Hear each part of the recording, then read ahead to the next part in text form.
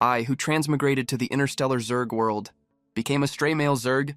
But when I returned to the Zerg civilization for the first time, I drew the attention of all female Zerg who gathered to watch me. What's more, hundreds of billions of single female Zerg vowed to be my lifelong partner, all because male Zerg are extremely scarce in the interstellar Zerg population. On average, out of hundreds of billions of Zerg eggs, only one male Zerg will be born. As a result, most female Zerg go their entire lives from birth to death, without ever seeing a male Zerg in person. Now that I've appeared, it has ignited their possessiveness toward male Zerg. At this moment, I am planning to apply for a Zerg optical brain, and just returned to the town gate from the wild, when I heard an urging shout, "Hey, little female Zerg standing at the city gate. If you don't come in right now, the city gate is going to close. Hurry up!" Stop dragging your feet. That voice pulled me out of my thoughts. I saw that the city gate was indeed about to close, so I ran as fast as I could toward the gate, and made it through at the very last second. The inside of the city was a whole different world. It was far more orderly inside than outside. There were also tons of female Zerg piloting aircraft and star shuttles. I stood there and couldn't help but gasp in amazement, right at that moment. That same voice from earlier sounded again, followed by a few sniffling sounds. "You're actually a male Zerg." I looked toward the source of the voice, and saw 5 fully armed, burly, tough female Zerg standing there frozen, staring at me as I stood in front of them. The lead female Zerg had a look of utter disbelief on her face. The black Zerg patterns on her neck were even spreading, like she was absolutely terrified. SARS never expected that the person who was only half a head shorter than them, a little slimmer, and looked just like a female Zerg would turn out to be a male. She had thought it was some mischievous young female Zerg who had gone outside the city to play, so she had spoken a little harshly earlier. She never expected that when the person walked in, she would catch a whiff of the unique pheromone scent of a male Zerg in the air. "My sincerest apologies, your honorable male lord.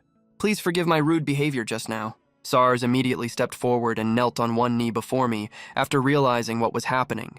She was absolutely panicking inside right now. She had worked so hard to become a mid-ranking military officer. She never thought that this time she would accidentally offend a male Zerg.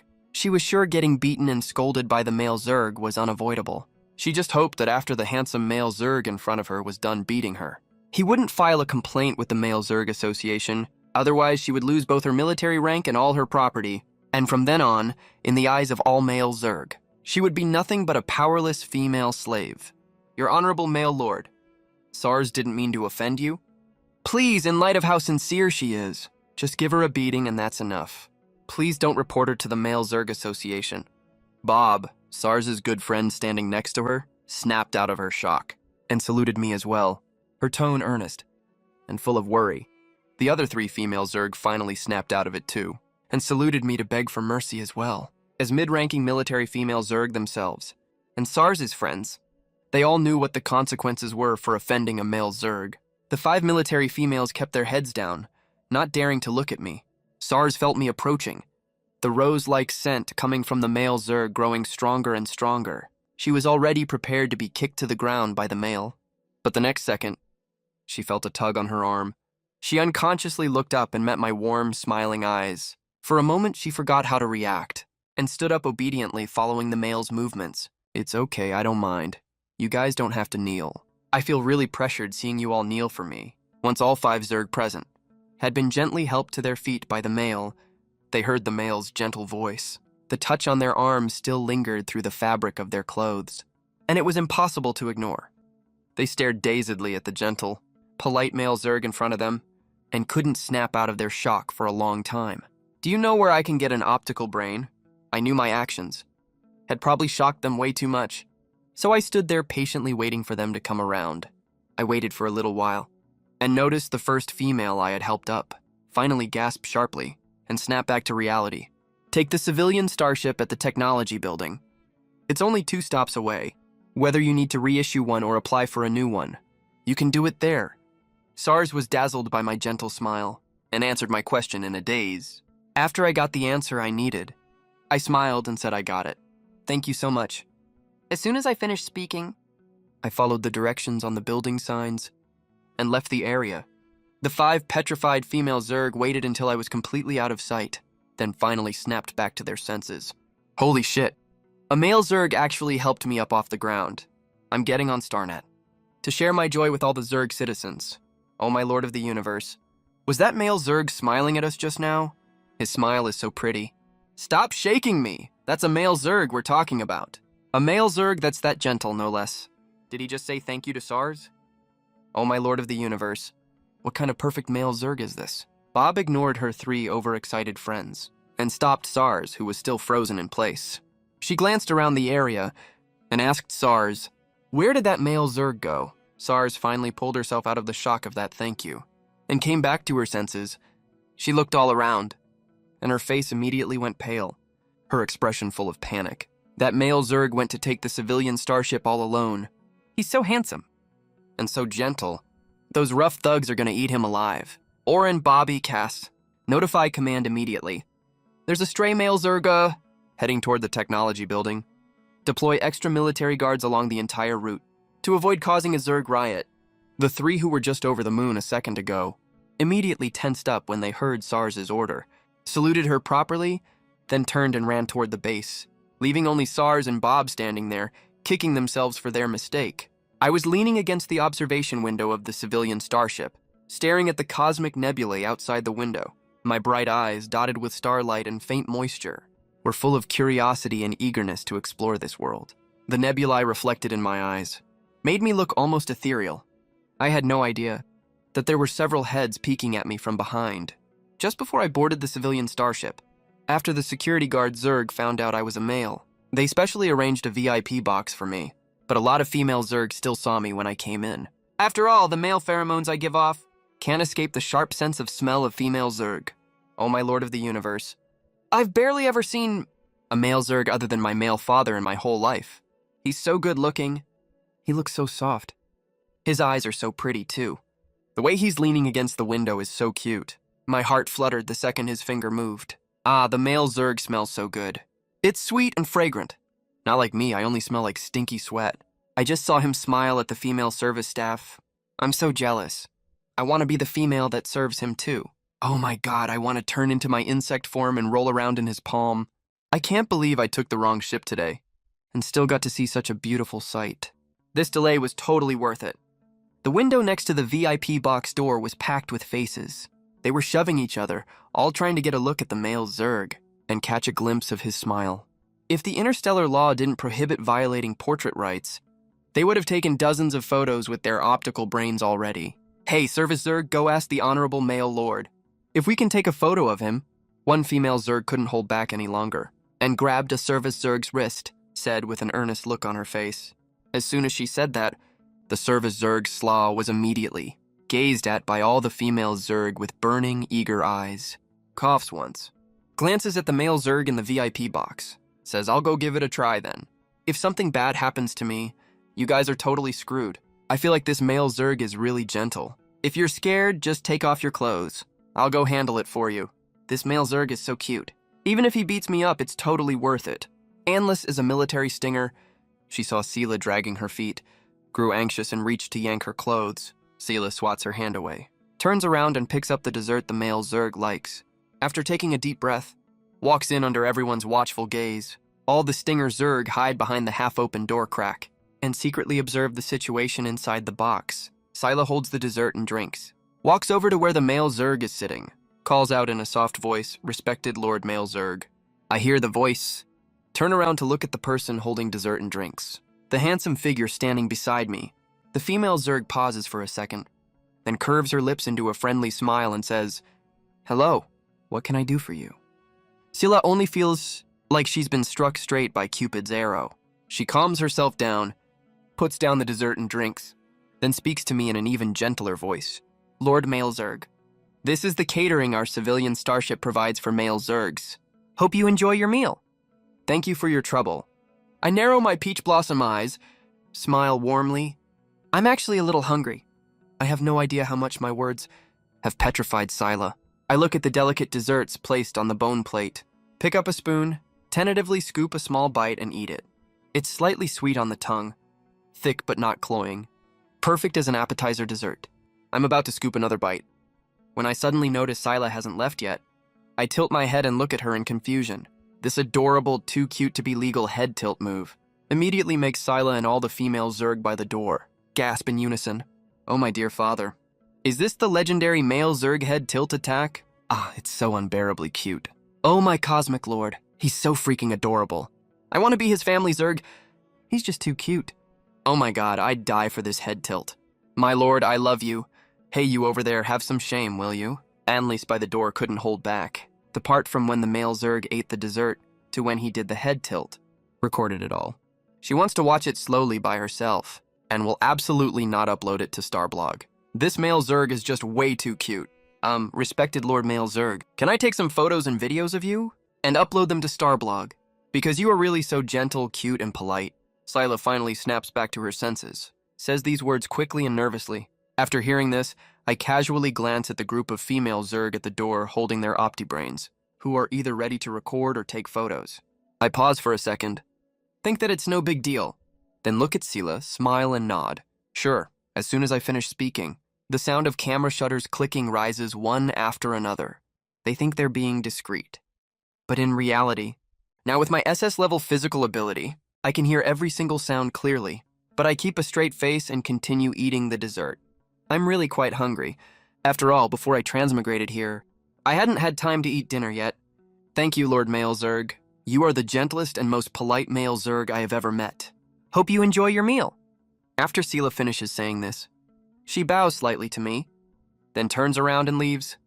The box door closes, blocking off the female Zerg who were taking photos and videos, but it doesn't block their enthusiasm for me.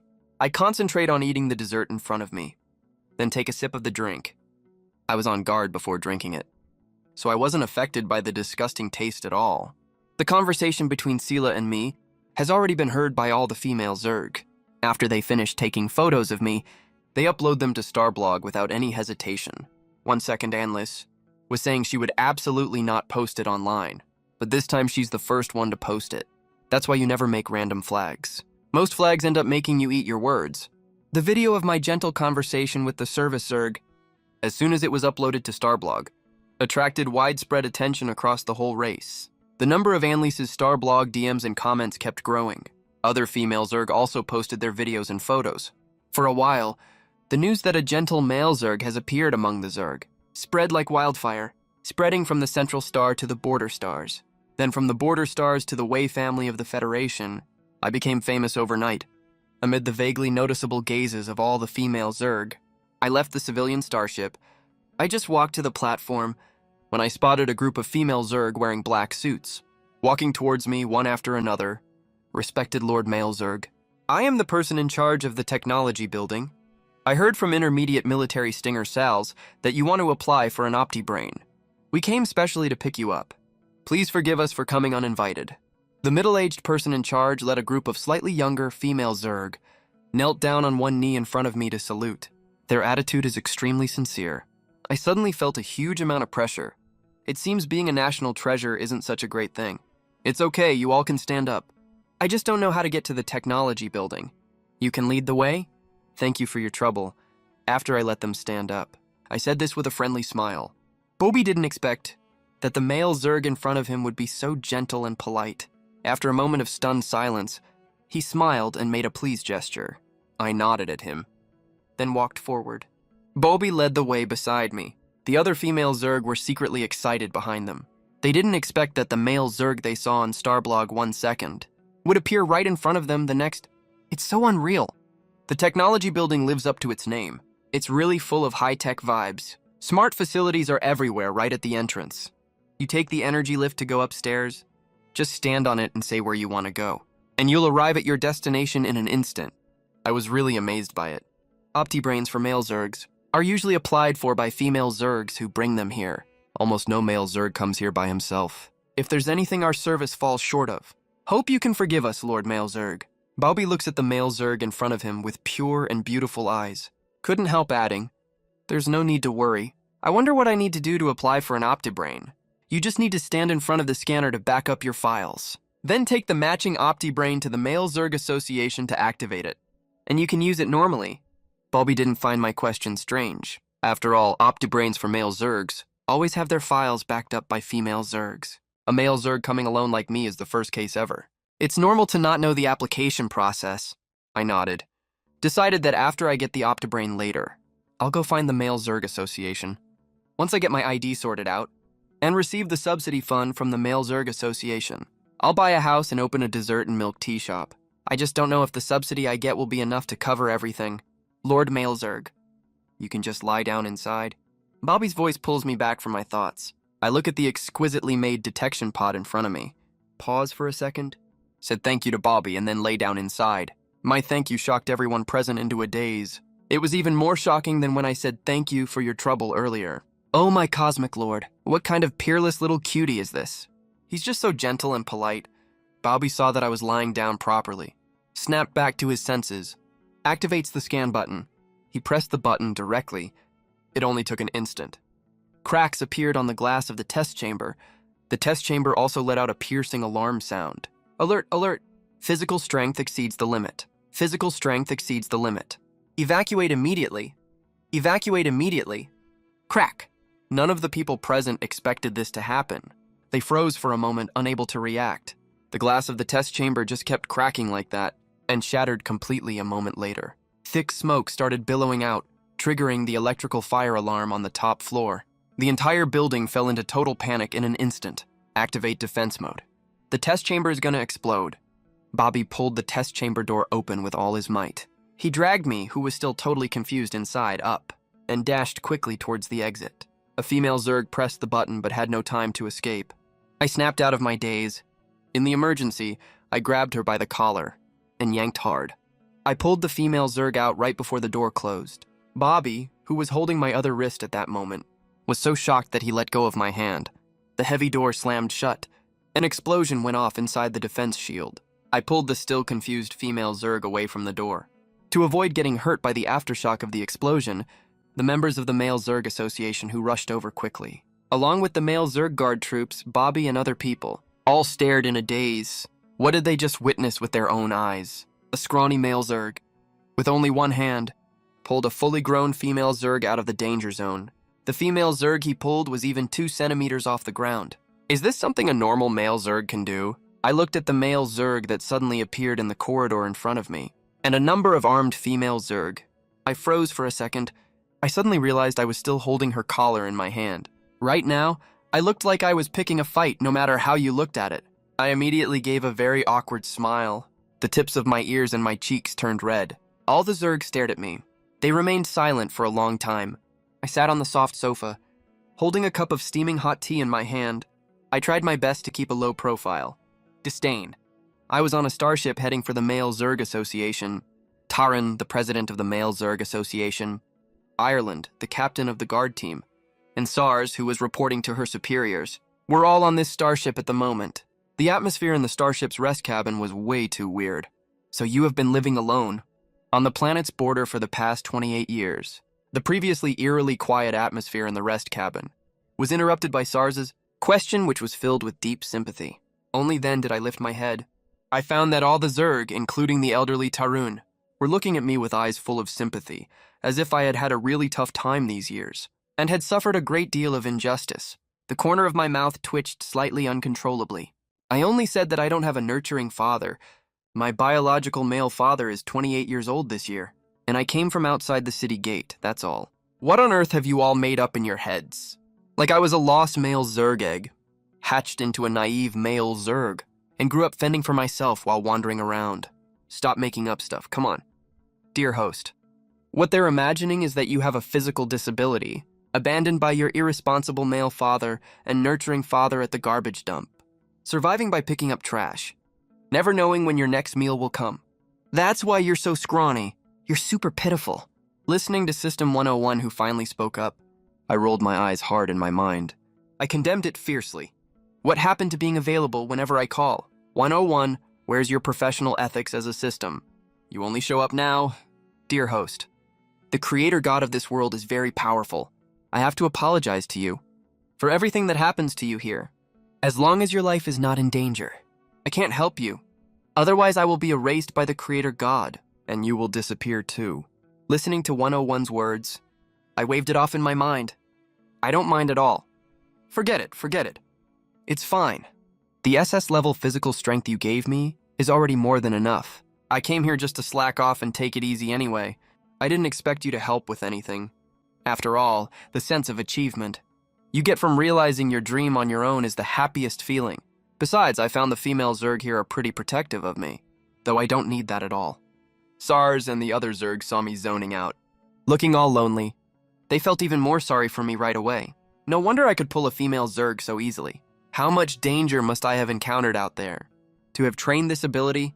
Though we can't rule out the possibility that his physical strength is above level 1, it still makes us feel so bad for him. Don't be upset, Lord Male Zerg. Our Male Zerg Association will definitely help you find your biological nurturing father and your male father. Once we reach our destination, we will run a full checkup on you and match you with the most suitable female Zerg. To be your female consort and take care of you, I just snapped out of my daze. When I heard such shocking news, I stared blankly at Tarun, the president of the Male Zerg Association. What match? What female consort? What a naive little male Zerg. He doesn't even know what a female consort is. Ireland couldn't help sighing with regret and sympathy. Not to mention SARS, she really wanted to be this male Zerg's female attendant. If she couldn't be a female attendant, being a female servant would work too. But I'm already 28 years old. We still have to check the gene compatibility. Otherwise, she would have proposed already. Who doesn't like a gentle, polite, and pitiful male Zerg? Tarun gave me a temporary optical brain for entertainment, and plenty of food. Told me to rest well. Then she took Ireland and SARS, the 2 female Zerg, and left here. I stared at the extra optical brain in my hand and froze for a long while. Then I remembered. There is a provision in the interstellar law. Any male Zerg over 25 years old who doesn't have any female Zerg by his side, the Male Zerg Association must run a gene match for him. Let the female Zerg with the highest compatibility be his female consort. No matter what her status is, they must get married. This is the only law that benefits female Zerg. But unfortunately, there has never been a male Zerg who has no female Zerg to accompany him after turning 25. I'm a special case. After all, male Zerg in this world never lack suitors even before they reach adulthood. Is this what it feels like to have the government assign you a partner? 101, do you know who my partner is? I'm so looking forward to it. Don't make things hard for me, dear host. I put down the teacup, curled up entirely on the sofa. While watching the beginner tutorial, I operated the optical brain, hearing 101's words. I thought it was totally expected. I didn't dwell on it either. I logged onto Zimbo following the beginner tutorial. Unexpectedly, right after I logged in, I was attracted by 5 consecutive trending topics. Related to male Zerg that were marked in red, I tapped open the first post for the trending topic. Such a gentle and cute male Zerg, only to see my own videos and photos after I entered. Oh, he's so cute. Lord Male Zerg, I want to marry you. Calm down, the person above, okay? Oh, I want to turn into my Zerg form and do the head tilt trick to play with him. How cute, the person above. Wants to scare the Honorable Lord Male Zerg with her ugly black and white Zerg form. Well, I'm not all white. How am I ugly? It's obviously a calico pattern, hello. Don't falsely accuse a Zerg like that. I bet in the entire universe, an all-white Zerg form is the ugliest of all. No male Zerg likes that. I have an idiot female Zerg brother. He's already in his 30s and still hasn't gotten married yet, even though he's in his 30s.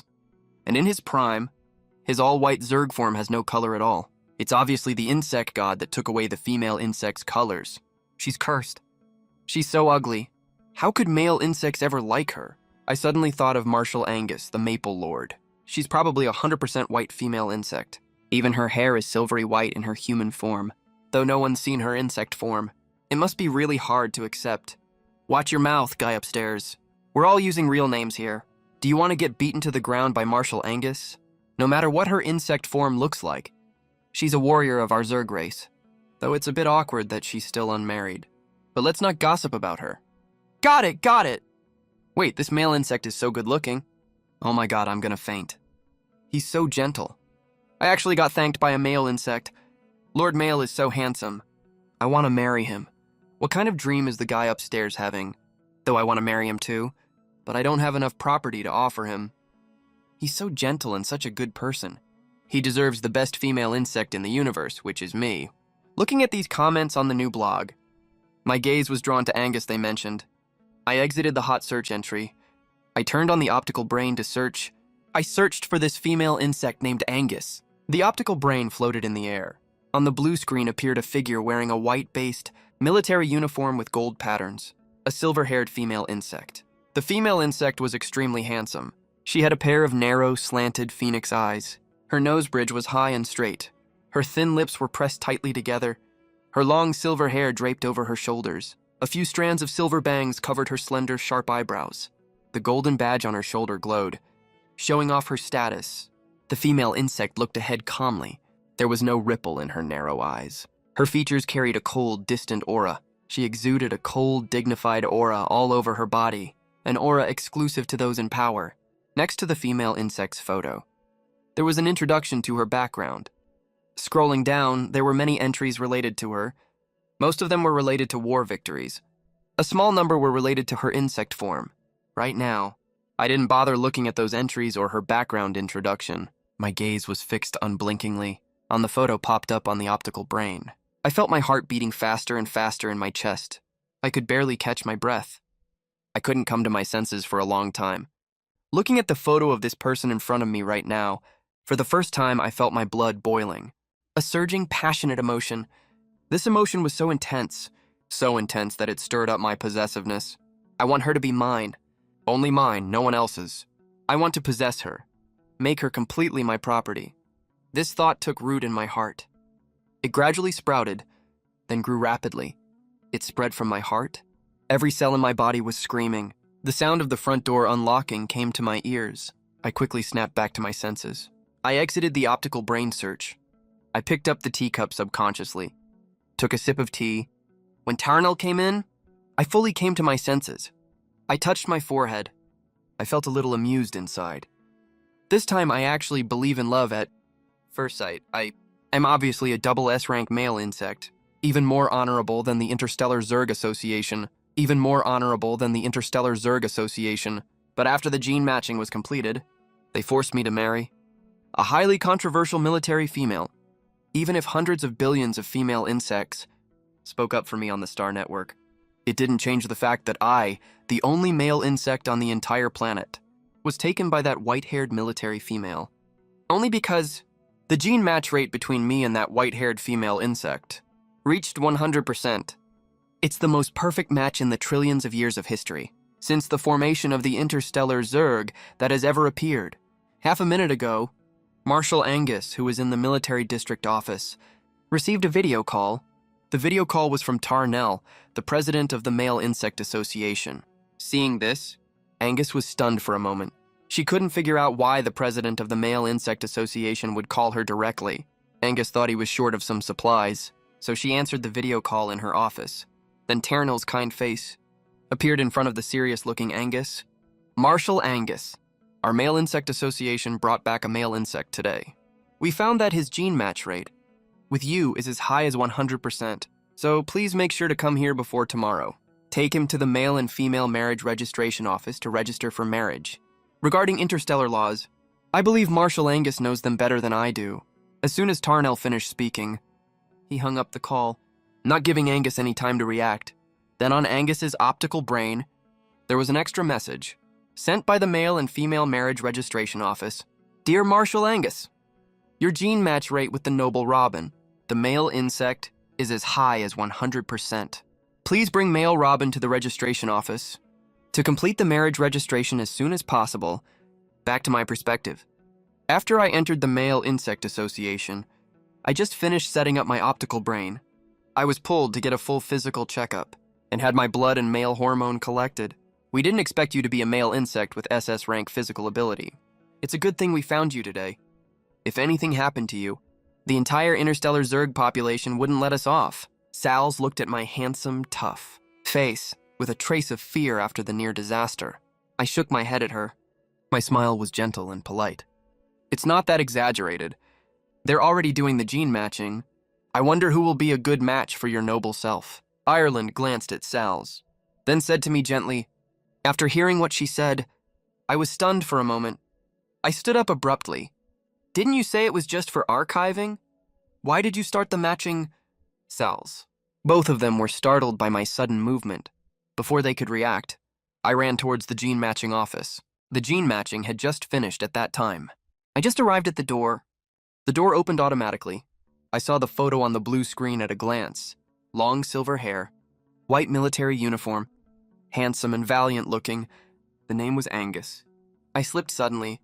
If the droid next to me hadn't caught me, I would have fallen flat on my face already. Taranel didn't expect me to come over. Seeing that I almost fell, he got a shock. He thought I was dissatisfied with Angus, so he hurried over to explain. When other male insects see Angus, they all show expressions of disgust and dislike. You can imagine how unpopular Angus is among male insects, how much slander she usually receives. Lord Robin, were you scared by Marshal Angus's head of white hair? Don't be afraid. I originally wanted to replace her and rematch for you, but your match rate with her is as high as 100%. There's no way to replace her. So please understand, seeing that I still looked confused, Taranel thought I might not know the interstellar laws regarding these matters, so he explained to me. Interstellar law stipulates that if the gene match rate between a male and female insect reaches 100%, they must get married. And the female insect matched with you must hold the status of female monarch. This is for the sake of the offspring. If you don't agree, you will be severely punished by the law. So I agree. Before Taranel could finish speaking, I finally found my voice, deliberately holding back his joy, and spoke those 3 words. The 2 of them, including Sal's who rushed over, heard that I was going to marry Marshal Angus, felt absolutely awful in an instant, as if they could hear the sound of their own heart shattering. Marshal Angus is quite good looking for sure, and her fitness level is also SS rank. She's graceful in public and skillful at housework. Leading troops into battle and earning enough to support the family are no problem for her at all. She is also highly respected in military circles. But she is cursed by the Zerg god. She is a female Zerg that will bring misfortune to male Zerg. How can such an excellent male Zerg marry her as his female consort? What if he ends up suffering misfortune? They would rather the male Zerg marry the second prince, His Highness Anthony. But Lemen did a scent test. The genetic compatibility between Your Excellency the male and Marshal Angus actually reached an unprecedented 100%, leaving them with no room to raise objections. They could only leave together, dejected and heartbroken. The fact that Angus and I have a 100% compatibility rate, the moment the matching result came out, spread across the entire star network and caused quite a big sensation online. After all, such a compatibility rate is completely unheard of. When netizens learned the news that Angus and I have to get married, they were even more heartbroken. As soon as you open any related star blog posts, most of the content is crying emojis and wailing messages. There is also a portion of condemnation, though neither Angus nor I know about any of this right now. When Angus drove the hover car and arrived at the Male Zerg Association, I was sitting alone, quietly on the waiting sofa, looking up information about dessert shops, the number and scale of beverage stores and flower shops in this world. I seemed to hear footsteps and looked up. Her eyes were so deep that they made one's heart tremble, yet also made people want to drown in them. I looked at Angus, who was about 4 centimeters taller than me, and was briefly stunned by how stunning she looked, then quickly snapped back to my senses. I gave her a soft smile that seemed to seep into my bones, and said in a gentle voice, "Hello. Angus, I'm Robin. Nice to meet you." Angus was briefly dazzled by my smile. She paused for a moment, then looked away from me. She lowered her eyelids and gave a soft hum, and said in a faint voice, "Hello, Your Excellency Robin. Come with me." I left the Male Zerg Association with Angus. After we got on the hover car, neither of us said a word. I didn't know what to say. Angus just didn't feel like talking. The whole ride, Angus was sniffing the rose-scented pheromones coming from the male Zerg beside her, her hand unconsciously clenched into a fist, her thin lips pressed tightly together. The nervousness and panic in her heart kept piling up. She looked extremely unsettled. Before Angus's Zerg form was exposed, a lot of male Zerg were interested in her. She's good-looking, has an elegant otherworldly aura, and is extremely wealthy. She was the target many male Zerg were competing to pursue, but during a battle against the soft-bodied worms, she sustained very serious injuries. She couldn't maintain her human form, and transformed into her Zerg form. Her white Zerg form was instantly exposed in front of all the other Zerg. Since then, all male Zerg have avoided her like the plague. No male Zerg was willing to even glance at her. If it weren't for her high enough status and strong enough abilities, even the low-ranking soldiers in the army would dare to walk all over her.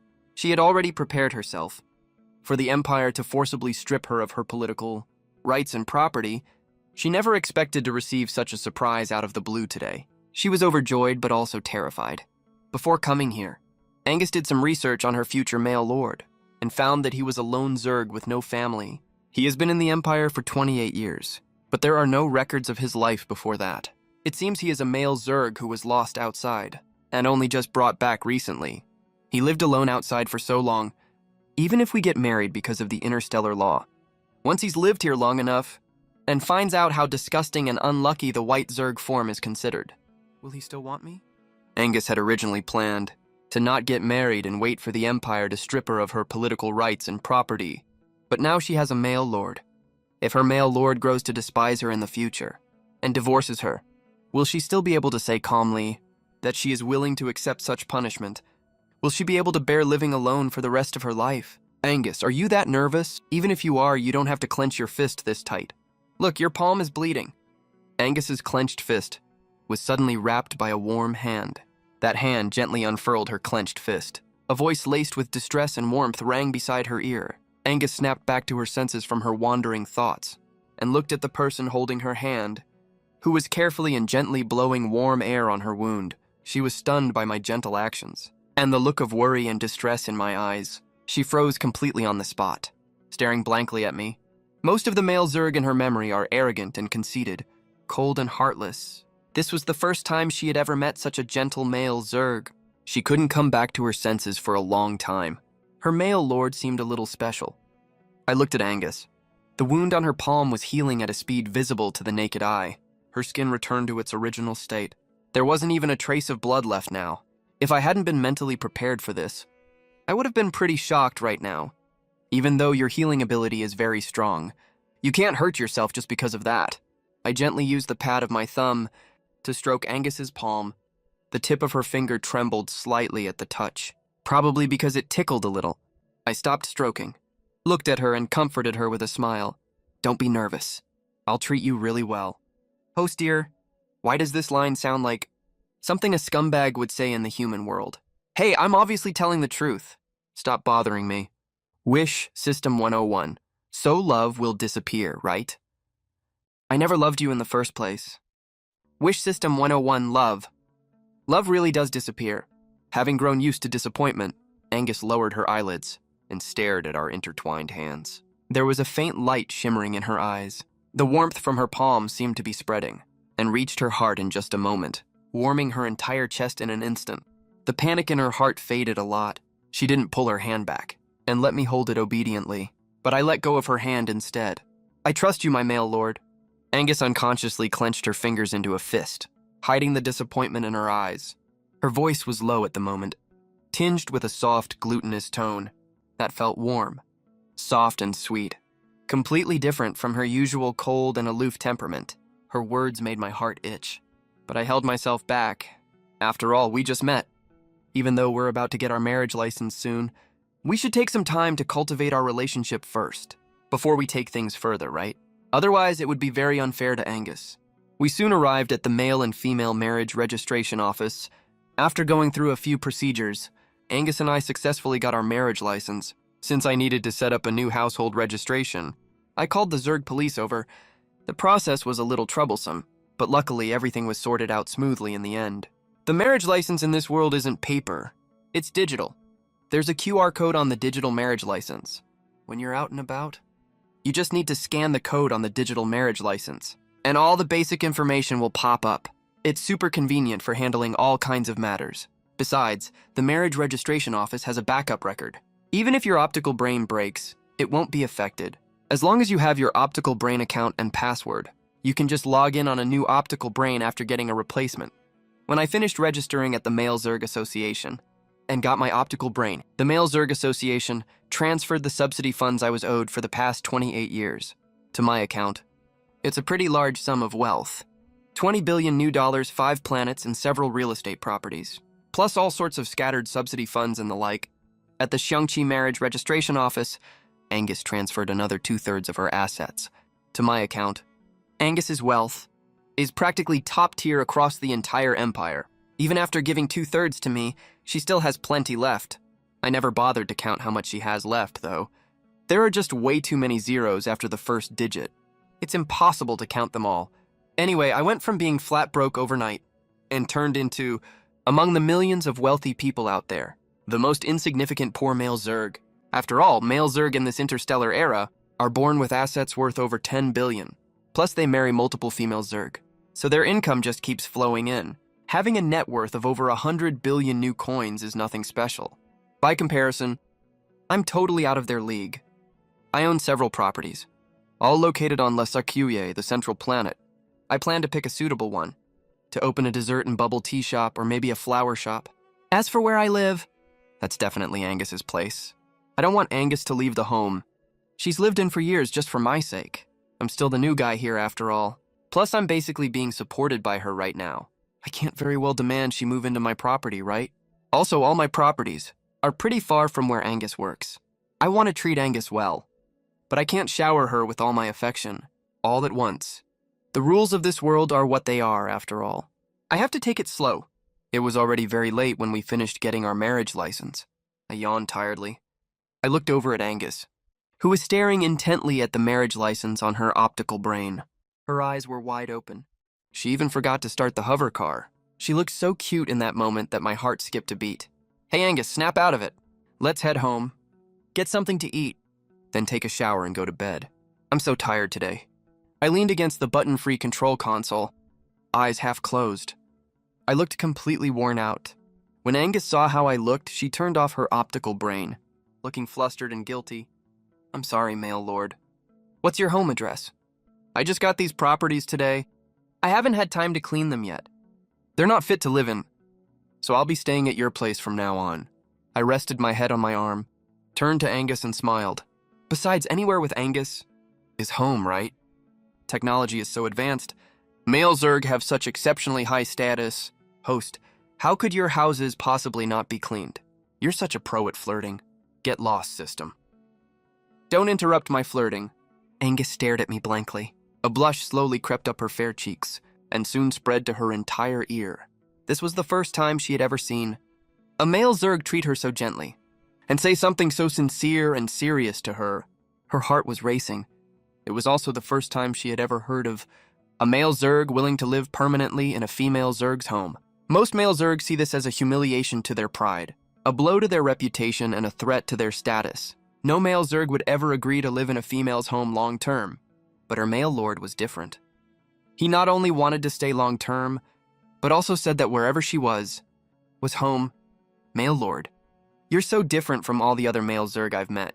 After she started the hover car, she set it to autopilot. Angus spoke softly, her cheeks still flushed. Her voice was soft and warm. It sounded like she was stating a fact, and also like she was murmuring to herself, soft and gentle, full of quiet tenderness. Angus, you're the most special female Zerg I've ever met too. Looking at Angus's flushed cheeks, my gaze unconsciously drifted to her thin lips, then to her fair neck and Adam's apple. My gaze darkened slightly, my voice soft as water. I feel so lucky to be married to someone as special as you, Angus. When Angus heard what I said, she looked up at me in shock. When she met my gentle smile and the expression in my bright eyes, full of sincerity and passion, she felt like something hot had burned her chest. She immediately lowered her head. Even the tips of her ears were red. Her call of male lord was laced with shyness and unconscious coquetry, like a couple deeply in love, flirting with each other. I chuckled softly, and finally couldn't hold back. I reached out and held Angus's slightly cold hand again. Our fingers laced together. You look so cute when you're shy, Angus, I said as I held her hand in mine, warming it up. Your hands are so pretty. You have to take good care of them. I'll do whatever you say, male lord. After Angus snapped out of her daze, she said softly, her cheeks still flushed. I nodded, a warm smile spreading across my lips. That smile was like warm sunlight shining on Angus's barren heart, bringing color to her originally gray world. This was the first time Angus had ever met a male Zerg who was so warm and gentle to her, even though her father always said that male Zerg will sweet-talk you when they like a female Zerg. But right now, with my hand holding hers, her heart felt so warm, she couldn't help but think, even if these were lies, she would remember them for the rest of her life. She stole a glance at me who was warming her hands. Her heart felt like it was filled with honey. So sweet. Male lord, would you like my Zerg flower seed? Angus hesitated for a moment, still keeping her head down, asked in a tiny voice. The temperature of her palm seemed to keep rising. Her heart was pounding with nervousness. I can have your Zerg flower seed. I played with Angus's hand that I was holding. Her hands were long and fair. She would have definitely been a hand model back in the 21st century. Actually, she could be a regular model too. Angus looked up at me, meeting my eyes that seemed to hold thousands of stars. Her heart unconsciously sped up. Her cheeks turned even redder. Angus nodded, then pulled her hand back. I didn't stop her. I looked at Angus with anticipation, wondering what the Zerg flower seed looked like. Angus reached around her neck and took off a silver-white metal chain. Strung on the chain was a crystal ball, about the size of a glass marble, clear and translucent. In the center of the ball bloomed a delicate little flower with interwoven, silver-white and light blue petals. It looked like it was bathed in starlight. The seed was clear and translucent, making the flower look even more beautiful. Angus bit her lip, nervously holding out the mottled, ugly Zerg flower seed to me. She hoped that I would accept this mottled, ugly Zerg flower seed of hers. Given that our gene compatibility was 100%, that was hideously ugly. Angus had been the outcast of her family since she was born. Not only did she have the pure white Zerg form, that was said to bring misfortune to male Zerg, even her Zerg flower seed was unlike those of her older and younger female siblings, which had pure colors, without a single trace of mottling. Her Zerg flower seed not only had the unlucky white color, but also the lowest ranked blue. She never cared how her male father treated her. She never cared at all. Ever since she was a female Zerg egg covered in white Zerg patterns, her fate was already sealed. She was never meant to be loved, meant to be abandoned. If interstellar law didn't state that abandoning Zerg eggs was a capital crime, her female father insisted on supporting her with the remaining third of his property. Back when she was still an insect egg, died alone with no one to care for her. Ever since she was little, for the matter of getting married, she held no hope at all. But now not only is she married, she also met a male lord who wants to stay with her properly. Even if this male lord will have many other females and female slaves in the future, she still doesn't want to be abandoned.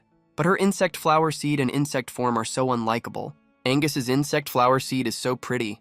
Angus, my voice, laced with a smile and surprise, came from beside her ear. Pulling her wandering thoughts back, she looked at me. I was holding that insect flower seed, holding it up to the light. My face was full of joy, my dark eyes bright, as if they were filled with starlight. Angus froze for a moment. The nervousness in her heart vanished instantly. It was replaced by a growing feeling of shyness, and she was blushing all the way down to her neck. Set off by her silver hair, she looked extremely alluring. As long as the male lord likes it, that's all that matters. Angus called out to me. The address of male lord gradually became natural from the initial awkwardness. Her words were also full of joy and excitement. I held Angus's insect flower seed and put it around my neck, carefully and solemnly. When Angus saw this, her cheeks turned even redder. Her knuckled fingers unconsciously clenched into fists, which showed her nervousness.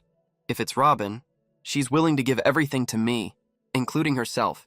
However, I, the person involved, had no idea that in this world, when a female insect gives a male insect an insect flower seed, it's not just a token of love. It also means a courtship proposal. And when a male insect wears a female's insect flower seed around his neck, it means he agrees to the courtship, and that they will only make insect eggs with each other in the future. It's also an alternative way of claiming sovereignty. After we returned to Angus's residence, Angus originally wanted to cook for me, but since it was too late, I ordered takeout instead. Female consorts are allowed to have dinner with their male lords, so the two of us ate something simple. Angus carefully noted down my preferences. After dinner, I went to take a shower. When I finished showering and came out, I found Angus wearing a bathrobe. With her silver hair loose, her cheeks flushed, sitting awkwardly on the bed. The moment she saw me, her cheeks flushed even deeper, and the blush looked like it would keep spreading. Her beautiful phoenix eyes darted around evasively. Her voice was soft and glutinous. What is she trying to do? No. Hold it in. Don't be such a beast. I lowered my eyes and took a deep breath. I suppressed the surging desire inside me. I picked up a dry towel and walked over. I sat down and gently dried Angus's hair. My voice was soft as water. Why didn't you dry your hair? You'll get sick. Angus thought I was walking over to push her down immediately. She didn't expect I was here to dry her hair. She froze for a moment, surprised but also very warm inside. I'm fine. Thank you, male lord. I gently dried Angus's hair. Once her hair was dry, I rubbed her head indulgently. Then I put the towel into the automatic dryer on the nightstand. All right, lie down properly and go to sleep. As soon as I finished speaking, I took off my shoes and climbed onto the bed. When I got under the covers and looked up, I found Angus pressing her lips together, staring at the mattress. In her long, narrow phoenix eyes, there seemed to be bitterness and inferiority hidden. She looked a little sad all over. Her fingers were still clutching tightly at her bathrobe, as if she was trying hard to restrain herself from letting her inferiority and bitterness spill out. I froze for a moment. A little confused, I moved out from under the covers, putting all other thoughts aside first. I moved in front of Angus. I hugged her, then held her hand. I gently pried her fingers open. What's wrong? Are you feeling unwell somewhere? When Angus was hugged by me, her body went stiff instinctively. At the same time, she snapped out of her feelings of inferiority, probably since she was a child. She had lived in an environment where she was rejected, which led to her extreme inferiority and sensitivity inside. From childhood till now, apart from her loving father and a small number of friends, no one cared about her. Now she suddenly has a male lord, and the male lord accepted her insect flower seed and wore it around his neck. That means he agreed to her marriage proposal and agreed to have eggs with her. But the male lord's words just now didn't have that meaning. That made her overthink. Was there something she did wrong that made the male lord unsatisfied? But how could she say these things out loud? I'm fine, male lord. Angus was a little bewildered at the moment. Her ears were completely red. At the same time, she didn't know where to put her hands. Those cold, sharp eyes of hers that were used to the battlefield were now clouded with desire and were darting away shyly. There was faint moisture at the end of her eyes. She looked extremely charming. I smelled the strong lime scent on Angus. This scent made my head tingle a little. I felt dizzy and lightheaded. I wanted to get closer to her even more, and get more. I unconsciously rolled my Adam's apple a few times. My voice was a little hoarse.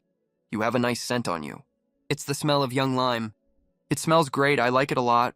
Angus froze entirely on the edge of the bed. She felt me lean close to the back of her neck. My warm breath gently brushed against her delicate skin. This tiny movement raised goosebumps all over her in an instant.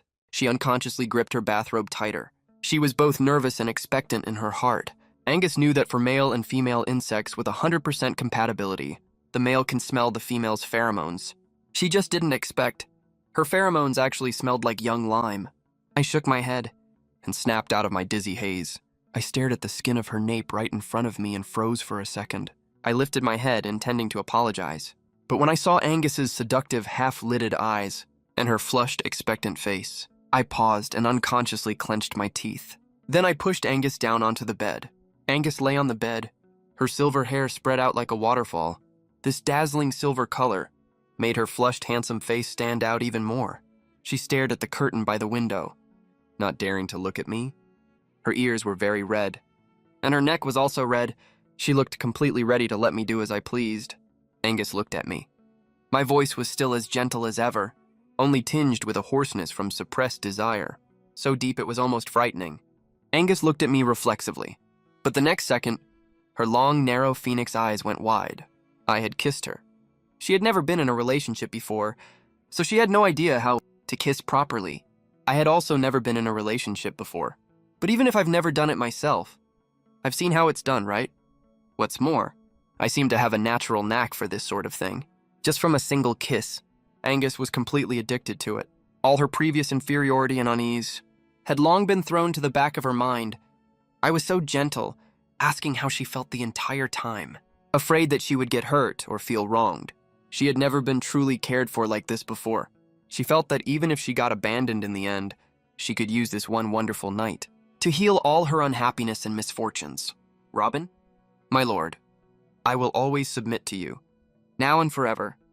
At the last moment, Angus wrapped her arms around my neck, letting tears stream down her temples, which I gently kissed away. She gazed at her handsome lord in front of her, made a quiet decision in her heart. A lonely knight who has dwelled in darkness for too long, when he finally meets the light that belongs only to him, how could he ever bear to let it go? I carried the exhausted Angus into the bathroom. After we took a shower, I wrapped her in a bathrobe and carried her out. I sat on the edge of the bed, dried Angus's soft, silky silver hair. Angus leaned obediently against my chest, her breathing steady and even. The marks on her neck looked a little intense. Looking at those marks made me feel both sweet and distressed. I turned on my OptiBrain and asked the housekeeping robot to bring some ointment. After I patiently applied the ointment to Angus, I helped her put on her pajamas, held her and tucked her under the covers. I leaned down and kissed her forehead gently, whispered goodnight in her ear, my little lime. As soon as I finished speaking, I used my OptiBrain to turn off the main light, leaving only a warm yellow wall lamp on. Then I closed my eyes and fell asleep soon after. I didn't notice that the sleeping Angus had curled up the corners of her mouth, as if she was having a very sweet dream. Noon the next day, I had been busy most of the previous night, and didn't fall asleep until early morning, so I only just woke up. The first thing I noticed after waking up was that my arm was so numb I couldn't feel it at all. I hissed softly in pain. Then I turned my head and found Angus, who was resting in the crook of my arm, sleeping soundly and peacefully. Looking at Angus's sleeping face, my entire heart melted. I kissed her on the lips, then carefully pulled my numb arm out from under her, tucked the covers around Angus, and got out of bed. I stood in the bathroom, scrunching my face as I rubbed my numb arm. I was over the moon inside. Ugh, having your wife sleep on your arm all night really is such a sweet burden. I glanced back at the bed. Angus had rolled further under the covers at some point, making a little hump under the covers, and I paused for a second, then turned back around, amused. My wife is so cute. Cute when she's shy. Cute when she calls me husband. Even cuter when she moans. Just like a cat. Soft and sweet. Even her threats have no bite. She looked so cold and distant in her photos. Who knew she's such a little cutie in private? I love it so much. After washing my face quickly, I walked out of the bathroom. Before leaving the bedroom, I couldn't help myself. Dug my little lime out from under the covers and kissed her several times like she was a treasure. Stopped right before she was about to wake up. Turned around, left the room, and went downstairs. It's the first morning of our marriage.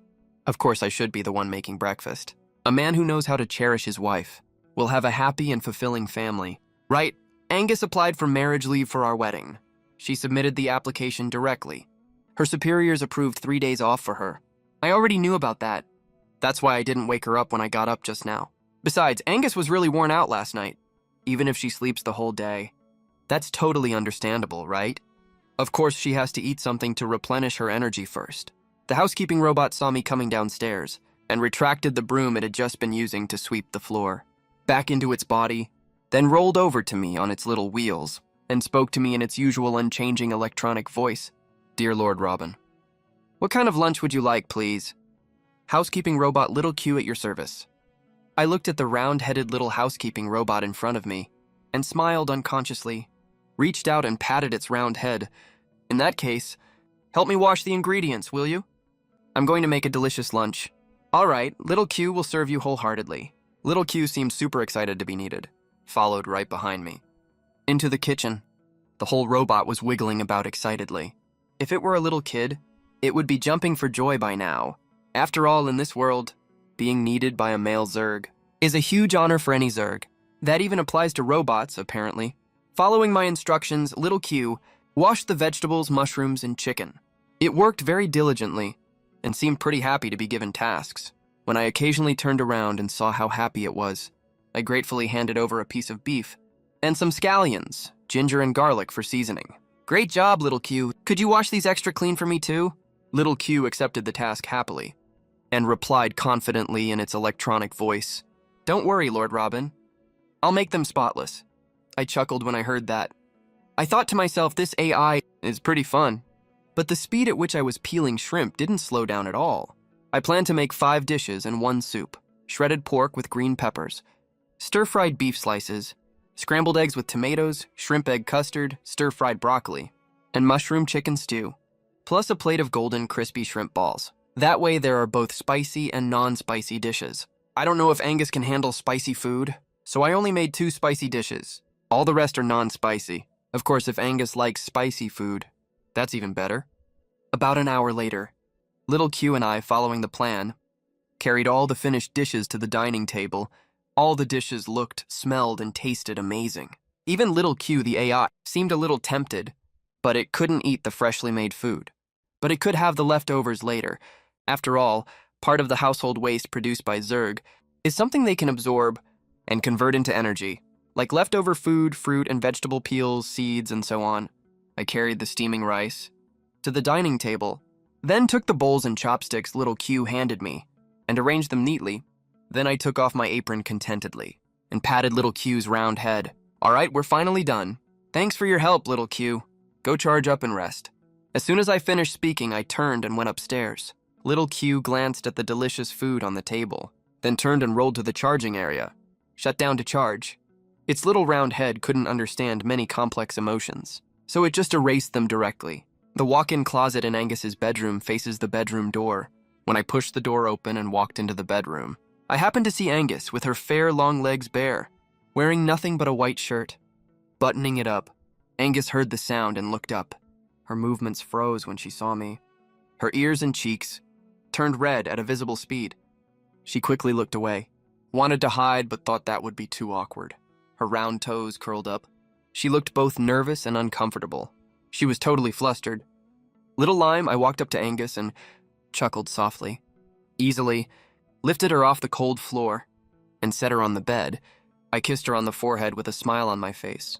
Walking barefoot on the floor is not a good habit, but I'll let it go this time. My lord, the gentle smile in my eyes stirred Angus's heart into racing rapidly. She was almost as red as a steamed shrimp. She didn't dare look at me. Her voice was soft and mellow, sounding like she was coquettishly acting cute. Don't call me Little Lime. It feels kind of embarrassing. After all, lime is the scent of her pheromones. Though she was really glad her male lord liked it. But still, having her male lord call her that in such a soft, doting tone, and use it as a pet name instead of her real name, she still felt a little flustered and awkward. It's not embarrassing at all. I gently ruffled Angus's hair. I said sincerely, I think using Little Lime as my exclusive pet name for Angus is really nice. Everyone will know we're super close as soon as they hear it. Angus can also call me by my name directly. Or you can call me Hubby, that works too. I love that title. An exclusive pet name just for me. Angus looked up at me in disbelief. Her eyes were brimming with joy. They looked dotted with tiny starlight right now. Bright and gorgeous. In this world, if a male bug lets a female bug call him by his name, it means he trusts her 100%. And also, that he wants to have lots of little bug babies with her. That's why Angus was so happy. Whether it was being allowed to call me by my name, or getting her own exclusive pet name from me. Yep, it's only for you. Right after I finished speaking, I gently kissed Angus on the lips. Then I squatted down in front of her. I smiled and said I've already made lunch. We can go to the mall together later. To buy some of my daily necessities. Wait, or we can take the day off and go tomorrow instead. I'm sorry I wore you out yesterday. No need for that. Female bugs have really strong recovery abilities. Angus's cheeks flushed even darker. Is that right? I took one of Angus's hands, brought it to my lips, and kissed the back of her hand. I curled my lips and spoke, my eyes dark. Then let me check you out, Little Lime. Angus was already shy enough from me kissing her. And now hearing what I just said, she turned even redder all over. She accidentally glanced at my hand and noticed my claw was poking her thigh on and off. She felt even more flustered all of a sudden. Ugh, having a male lord with SS-level physical stats is really great, sure. It's just a little hard on the waist. The two of them messed around for a while. Angus finally finished washing up with my help. Then we went downstairs together. Little Bing was fully charged. He noticed that Angus and I hadn't come downstairs yet, so he turned on the thermal cover on the dining table. So the food was still warm right now. No need to reheat it a second time. I led Angus into the dining room. Little Q automatically retracted the thermal cover and stepped aside. She's super professional, you know. Angus, when she saw the 5 dishes and 1 soup on the dining table, plus a plate of shrimp balls, she was completely stunned. She thought when I said I made lunch, I just had the house robot heat up some nutrient solution. She never expected I'd make such a rich, filling lunch. It looked like I'd spent ages making it. Male Lord, did you make all of these yourself? Angus turned to look at me. Shock was written all over her narrow, phoenix-shaped eyes. The shock she felt was no less intense than when she found out she was going to marry me. The male bug she had a 100% compatibility match with. That time, ever since she hatched, she had never seen many male lords go into the kitchen, let alone make food that looks, smells, and tastes this good. Her male lord was completely blowing her mind. He must have had to survive on his own for the first 28 years of his life. That's how he picked up these skills. In Angus's mind, scene after scene flashed by in an instant. Heart-wrenching images of a little male bug struggling to survive. A sharp wave of pity and affection flooded her chest. She secretly swore to herself in her heart she would work even harder from now on, earn lots of money for her male lord, so he could live a much better life. Yep, I wasn't sure what you like to eat, so I made both spicy and non-spicy dishes. I had no idea that in such a short amount of time, Angus had come up with all that stuff in her head. I smiled and pulled out a chair, pushed Angus down to sit at the table. Then I sat down next to her. Come on, try it and see if it tastes good. Or you can make me a list of your favorite foods. I'll make different things for you every day. Male Lord, I'm already so happy that you'd do all this for me. You don't have to go out of your way to make a menu. Angus's heart felt like it was filled to the brim with honey. A sweet, warm fragrance was wafting through every part of her. She was suddenly so grateful that the 100% compatible male bug for her was me, and not any other male bug. Of course I need to do this. I'm your male lord. It's only right that I treat you well. I'll only ever have you in this life. No other bug ever. I know you might not believe me right now, but in the days to come, I'll prove all of this to you. I knew Angus looked super tough on the outside, but she was actually really sensitive and fragile inside. She had almost no sense of security. That was the effect of her upbringing, but that's okay. I'll slowly use my love to spoil her until she becomes a little kid who dares to show all her emotions to me, happy or sad. My little kid, my little lime. I said all of this so solemnly, and my gaze was so firm and unwavering. I was also wearing her bug flower seed around my neck. Angus's heart was racing. She really felt like I wasn't lying to her. She looked into my charming, soft, almond-shaped eyes. She unconsciously got lost in them. She curled her lips into a smile and said softly, "My male lord, I believe you."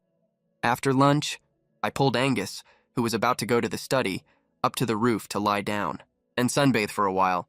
Then I dragged her back to the room to change clothes. I have to go to the mall this afternoon. Buying daily necessities is important. Doing on-site research is also super important.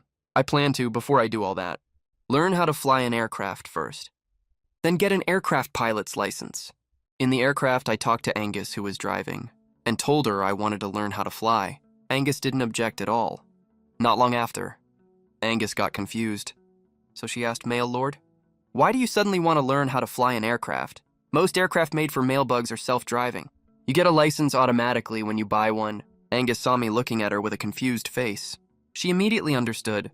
Turns out her male lord didn't know that. He looks so cute when he's all dazed. "Male Lord, if you want an aircraft, after we finish buying daily necessities later, we can go to the aircraft mall to look around. Then we can go get your license together." A soft smile tugged at the corner of Angus's lips. When she said this, her tone was unconsciously doting. For a split second, I had the weird illusion that she was the dominant one here, but that thought only lasted a second. After all, being spoiled by your wife feels pretty good. Single people will never get how good this feels. With that thought, I let go of the idea of teasing Angus. I reached out and held her hand, and kissed the back of her hand. Then we laced our fingers together. I smiled and said, "Sure. My little lime is so smart." Angus smiled shyly. She realized her male lord really liked holding her hand. It wasn't just the holding hands part either. He kissed the back of her hand every single time. It was really so embarrassing, but she didn't hate it at all. Her male lord was so much better than those brainless male bugs that only knew how to eat, drink, and be merry, and were violent and cruel to others. The afternoon sun was warm and pleasant, and the breeze was soft and gentle. It's the perfect time for a nap, but those busy working bugs don't have any spare time for that. They stand at their respective posts, doing their jobs dutifully and carefully to win the favor of male bugs. They have to work really hard to earn a lot of money. However, that doesn't stop them from, when there are no customers, gathering to gossip and slack off. At that moment, in front of the service counter of the clothing store, 3 female service bugs were huddled together, whispering excitedly about Angus and me, who had just walked into the store. "Oh, my lord of the universe, Lord Robin is 10,000 times better looking than he is in videos. He's so gentle, really. Didn't you guys notice? Ever since he walked in just now, he's been holding Marshal Angus's hand the whole time. Is he acting coquettish? To get Marshal Angus to buy him clothes. So cute, so adorable. Ugh, Angus is so damn lucky. I also want to be the mate of such a perfect male bug. I'd even be willing to be his female slave. When the manager bug learned that a male bug had come to the store, she hurried out of her office immediately. As soon as she arrived, she saw the 3 bugs chatting. Only the top sales bug was staying with the male lord, and his female mate. She immediately flew into a rage. She decided to write this down first and settle the score later. The 3 female bugs saw the manager's look and immediately knew they were doomed later. But what could they do? Lord Robin is just so irresistibly charming. Dear Lord Male, I'm the manager of this clothing store. I'm so sorry for not coming to greet you earlier. What style of clothes are you looking for? The manager walked up to the top sales bug and spoke to me a little sheepishly. Her tone was very sincere. The top sales bug didn't say a word when she saw her, but she had already cursed that fat bastard 10,000 times in her mind. Why did she have to interrupt her ogling her male god? I nodded at the manager when I saw her. Then I took down a set of autumn and winter clothes, a pure white knit base shirt, a mid-length dark gray plaid coat, and a pair of black ankle-length straight-leg pants. Pair it with a pair of black leather shoes. If you're not tall enough for this set, it won't look good on you at all.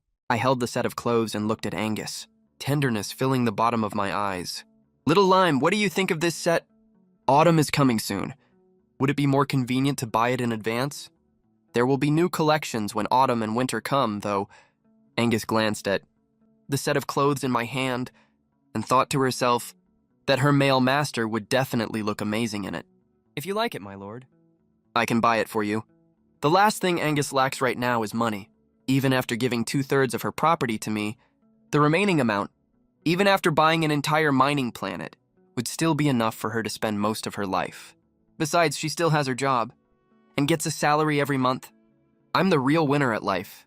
Other male bugs must be crying rivers of regret right now. I can buy it myself. Little Lime, do you have any clothes you like? I'll buy them for you. The manager and the top sales bug were stunned.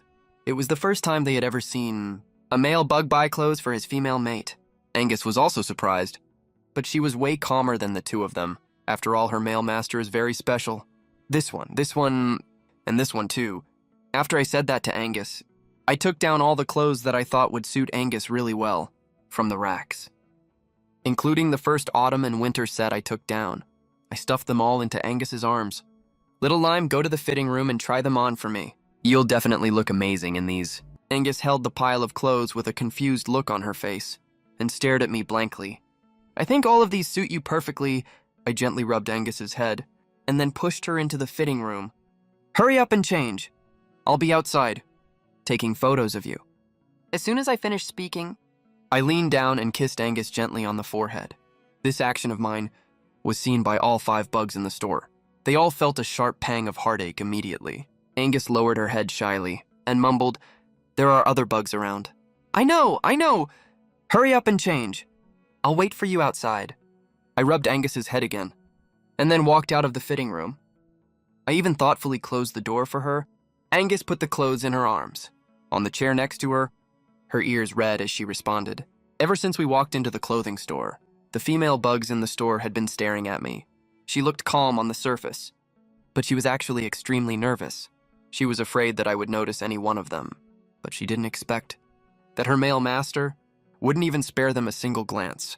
She felt that she was valued and cherished, and her heart was filled with satisfaction. At the same time, she became more and more greedy. She hoped that I would belong only to her, the kind that no other bug could take away. Angus shook her head and locked this thought deep in her heart. She didn't dare let me find out. She craved the warmth I gave her too badly, probably because she had stayed in the dark for too long. That she was like this. I sat on the sofa waiting for Angus to come out. I suddenly had an idea to take more photos of Angus and print them out. When I open my store later, I can hang them up or stick them on the wall. That way, when I'm working, I can ease my lovesickness for a little while. Lord Male, you and Marshal Angus are such a sweet couple. The manager was an experienced bug. Her male and female children were already all grown up. She was a little surprised when she saw what happened just now, but after she calmed down, she suddenly realized that the male bug in front of her was very different from others. So she couldn't help saying that, "Thank you." I looked up at the manager politely and gave her a small smile. The manager was so shocked by that thank you that she almost shifted back to her bug form and flew away.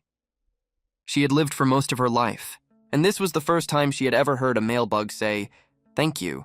And what's more, it was said to her, "Ha ha ha, you're welcome, you're very welcome." The manager was dumbfounded for a moment. The top sales bug and the 3 service bugs were filled with regret when they saw this. If the manager hadn't come to interrupt, the male bug would have said thank you to them. Angus finished changing and came out of the fitting room. I stood up and directed her to pose, and then took the photos. After taking the solo photos, I walked over and took close photos with our faces pressed together. This invisible wave of PDA dealt 10,000 points of damage to the 4 single bugs present. Then Angus asked the staff to arrange for delivery of the clothes to our home. Then we continued to go shopping for other daily necessities. After we finished buying daily necessities, Angus took me to the aircraft mall. I picked an aircraft with very high cost performance. After paying under the manager's shocked gaze, we went to the police bug station to apply for a driver's license. The sun that had been shining all day set, leaving only the beautiful sunset glow in the sky for the working bugs who had finished their work to enjoy. I took Angus out for dinner. When we were eating, Angus insisted on paying the bill. I saw that her ears were red, so I didn't argue with her. Before going home, I held Angus's hand and walked down the street to walk off the meal. Angus had always lived a fast-paced, busy life before. This was the first time she had lived such a slow-paced life. She didn't feel annoyed at all. On the contrary, she felt very peaceful and happy. "Angus, I want to open a store where I sell flowers, desserts, and milk tea. And there are delicious snacks, too." I looked at Angus. I told her what was on my mind. "What do you think?" "You can do whatever you want, my lord. Interstellar law doesn't prohibit male Zerg from opening shops. But do you need any help with it?" Angus didn't find this strange at all. She just took it as a little whim of mine for fun. "Go for it if you're interested. It's no big deal even if you lose money. I'll work hard to earn money." Then I suddenly stopped and stared at Angus. My gaze was dark and heavy. A mischievous smirk curled at the corner of my lips. Angus also stopped and looked at me. She didn't understand the meaning of that smirk on my face. I suddenly wrapped my arms around Angus's waist. I pressed a soft kiss on her lips. Then I leaned close to her ear. I whispered, "You have to be responsible for feeding me well. Got it?" My warm breath fanned against her skin. Angus felt a little ticklish. It took her quite a while to catch the implication in my words. Her ears and cheeks flushed bright red in an instant. She cried out shyly, "Robin, stop teasing me." Damn, Angus is so adorable. I ruffled Angus's hair. I took her hand. Our fingers laced together. "All right, I won't tease you anymore. Let's go home." Angus felt extra warm in her heart. She nodded with a smile. Under the dim yellow streetlight, the 2 Zerg walked away hand in hand. Their shadows were stretched infinitely long and finally drew closer and closer to each other. Not even the apocalypse could tear them apart. As a male Zerg, I obviously just wanted to spoil my own white-haired gentleman. Unexpectedly, some Zerg tried to use public opinion on the new net to take me away from my white-haired lover. They even spared no expense to register an unverified account for themselves. Just half a minute ago? The fact that Angus and I went shopping was posted on the new net. In an instant, it stirred up all the female Zerg who were discussing on major forums, trillions of them in total. After seeing the content posted on the forum, the female Zerg immediately turned red-eyed. "Wow, I'm so heartbroken. How charming is Angus anyway? That she can make a male Zerg willingly spend money for her. I want to take her as my master. Beg her to teach me her tricks. Oh, my lord of the universe. I've been feeling so miserable these days." I finally found a male Zerg I really like. I never expected that the very same day that male Zerg already had a 100% matched female consort. That's fine, I can take it.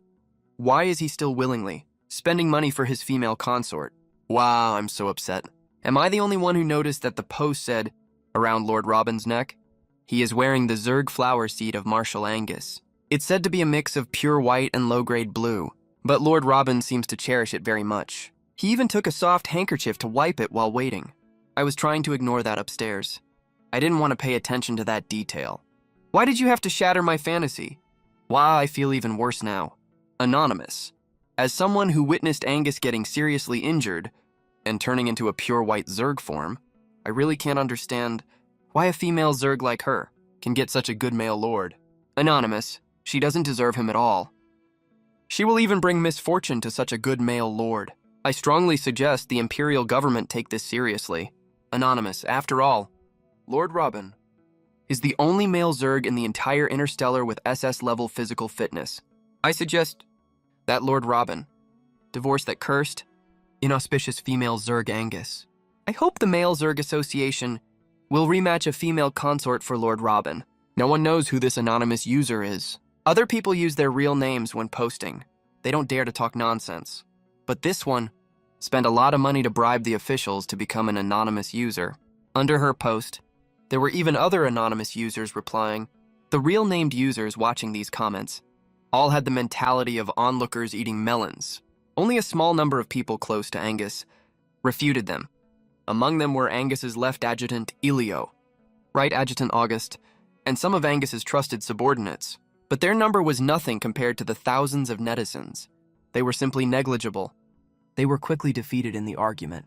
On the internet, the anonymous users suggesting I divorce Angus were growing more and more numerous, to the point where they were countless.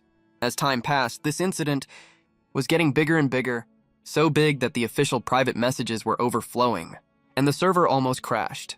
However, the parties involved had no idea about this at all. Angus looked at me with red eyes, looking like she had suffered a great grievance, and was about to cry. I held Angus in my arms.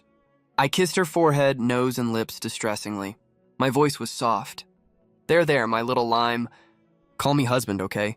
I stroked Angus's soft silver hair. Coaxing her softly in her ear, Angus wrapped her arms around my neck. Her cheeks and ears turned even redder with each breath. Husband. Angus felt extremely shy. She was too embarrassed to call me husband. But she finally said it out loud. Though her voice was very small, "Baby, that's too quiet. Say it louder." I heard Angus's little kitten-like voice. My heart felt like it was being tickled by a small brush. The ticklish feeling made the corner of my mouth lift instantly. I couldn't help but tease the shy Angus again.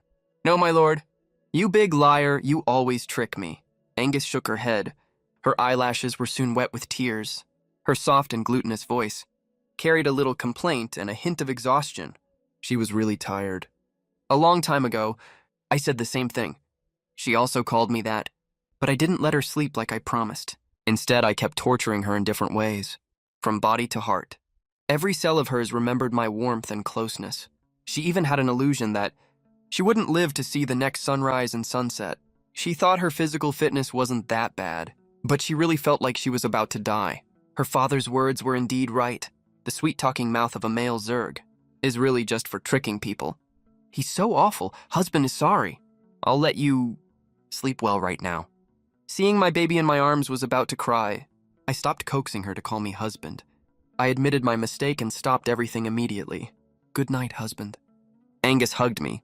Her voice was aggrieved and pitiful. She closed her eyes and fell asleep right after saying that. Almost the moment she closed her eyes, she fell into a deep sleep.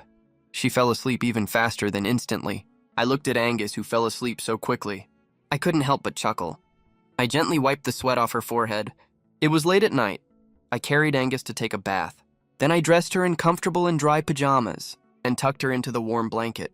Angus, now dry and comfortable, relaxed her brows. She slept even more soundly. I gently kissed her between the eyebrows. Then I turned and went into the bathroom to clean myself up. 10 minutes later, I walked out all dry and dressed in pajamas. It was already past 3 a.m. I was about to go to sleep. But just as I sat on the bed, I heard the notification sound from Angus's optical brain. I paused for a moment.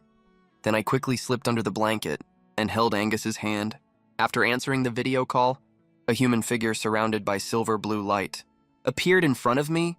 Good evening, Lord Robin. Sorry to bother you, Ilio. You didn't expect me to answer the video call, did you?" He froze for a second, then saluted me immediately. Then he glanced at Angus lying next to me. He caught sight of the marks on her arm. His ears turned bright red right away. "Hello, is there any really urgent work that needs little lime?" I caught Ilio's gaze. I smiled and pulled up the quilt. To cover Angus's arm, I wrapped her up completely, not an inch exposed. "She's asleep. You can tell me whatever it is. I'll pass the message on for you." I don't know Ilio personally, but I recognize the military uniform he's wearing. Uniforms of this style. Angus has a whole closet of them. Only the color is a mix of gold and white, that's all. Besides, the red maple leaf badge with a duck design on his chest is far too eye-catching. As the marshal of the Maple Leaf Army, Angus, the maple leaf is naturally the symbol of her troops. Besides, anyone who has Angus's private contact must be very close to her. Either a close friend or a trusted subordinate. When Elio heard me call Angus Little Lime, he was totally confused at first. But after a few seconds of processing, he figured out what it meant. His ears turned even redder. Judging by this, Lord Robin really likes our Marshal a lot, huh?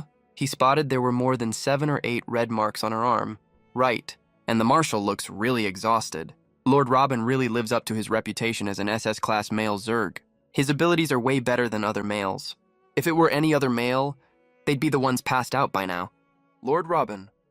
Someone anonymously slandered the Marshal on the new web, demanding that the Marshal divorce you. It's blown up really badly now. I'm afraid the Marshal won't be able to handle the cyberbullying pressure if she finds out. That's why I called it this hour. Elio quickly snapped out of his thoughts. He thought for a moment, and finally decided to tell me about it. After I heard the whole story, the gentle smile on my lips faded slowly, until my mouth was pressed into a thin line. After Elio finished saying everything he needed to, he noticed I was pressing my lips together. He immediately felt a chill run down his back. His legs were shaking. Why did he have this weird feeling that he'd get punched into a Zerg pancake by me? All right, I got it. I reined in my leaking anger and went back to looking gentle and refined. I looked at Elio and said with a smile, "Don't mention this to Little Lime specifically. I'll handle it." As soon as I finished speaking, I gave Elio a small nod. Then I hung up the video call. On Elio's end, after the video call ended, he wiped the sweat off his forehead and stood there stunned for a long time. Oh my god. Why does talking to Lord Wenwen feel scarier than talking to any other male? I tucked the quilt around Angus. I leaned down and kissed her cheek gently. Then I got out of bed and turned off the main light before heading downstairs to the living room. As soon as I sat down on the sofa, Pew came out of her charging room. She even brought me a cup of coffee. I smiled and ruffled her head. Then I logged onto the new web. After reading the rumors Elio mentioned, I started drafting a post and published it. Right after I posted the new blog, tons of Zerg flooded into the comment section. They thought this male couldn't handle the pressure and was embarrassed. So he was posting late at night to announce the divorce. But they were all shocked when they read the post. Robin, I didn't expect that everyone cares so much about my life with Little Lime. I'd like to express my sincere gratitude to all of you here, but the kind of life Little Lime and I want to live, and the things we want to do, whether they are meaningful or not, are none of the business of some self-righteous pricks. First, no matter what Little Lime's Zerg form looks like, or what color it is, in my eyes, she is the most beautiful female Zerg in the whole world. No arguments or slander will be tolerated. Second, I will never divorce Little Lime, not in this lifetime. Even if she wants to, I won't allow it. What's mine will be mine for the rest of our lives. Third, I swear here in the name of the Zerg God. In this life, I will only want Angus. If I break this oath, I will be damned for eternity. Fourth, I have a wonderful wife at home, so don't bother us with this kind of nonsense. Also, regarding the rumors online, and the Zerg who deliberately started this trouble, I will take legal action to protect my rights. Little Lime and I are doing great. I hope all of you don't waste your time on meaningless things. Pay more attention to the contributions my Little Lime has made to the Empire, and her brave, fearless figure on the battlefield. Last but not least, let's all enjoy some beautiful photos of my Little Lime. Photos of Angus in different outfits, as well as photos of us holding hands, kissing and hugging were posted. Zars, what? I don't know why. I suddenly feel so full, and my brain feels so happy all of a sudden. Am I sick? Bob. Wah. That's what happens when you ship a couple so hard. Isn't that feeling amazing? That feeling? SARS. I suddenly get why you love shipping couples so much. It's so much fun. Isn't this way happier than marrying a male? Devella. Oh my god. What kind of epic love story is this? I'm gonna write this down in my notebook. I hope it can be made into a big movie someday. It's just so mind-blowing. Janet. Wah. My dream guy. How could you tie yourself down to just one person? Instead of looking around, there are so many beautiful female Zerg out there. Won't you check out more of us? Victor. Wow. This is exactly the bold, charismatic male I've always dreamed of. God, I wish you two a long and happy marriage, and have Zerg eggs soon. I'm starting to believe in love again. Prince Anthony. Wow. Lord Wenwen is so bold. I'll have my people help you track down those anonymous posters. Anthony, the second prince of the empire, suddenly showed up in the comment section of my new post. That was like another bombshell for all the fans, and the comment section blew up instantly.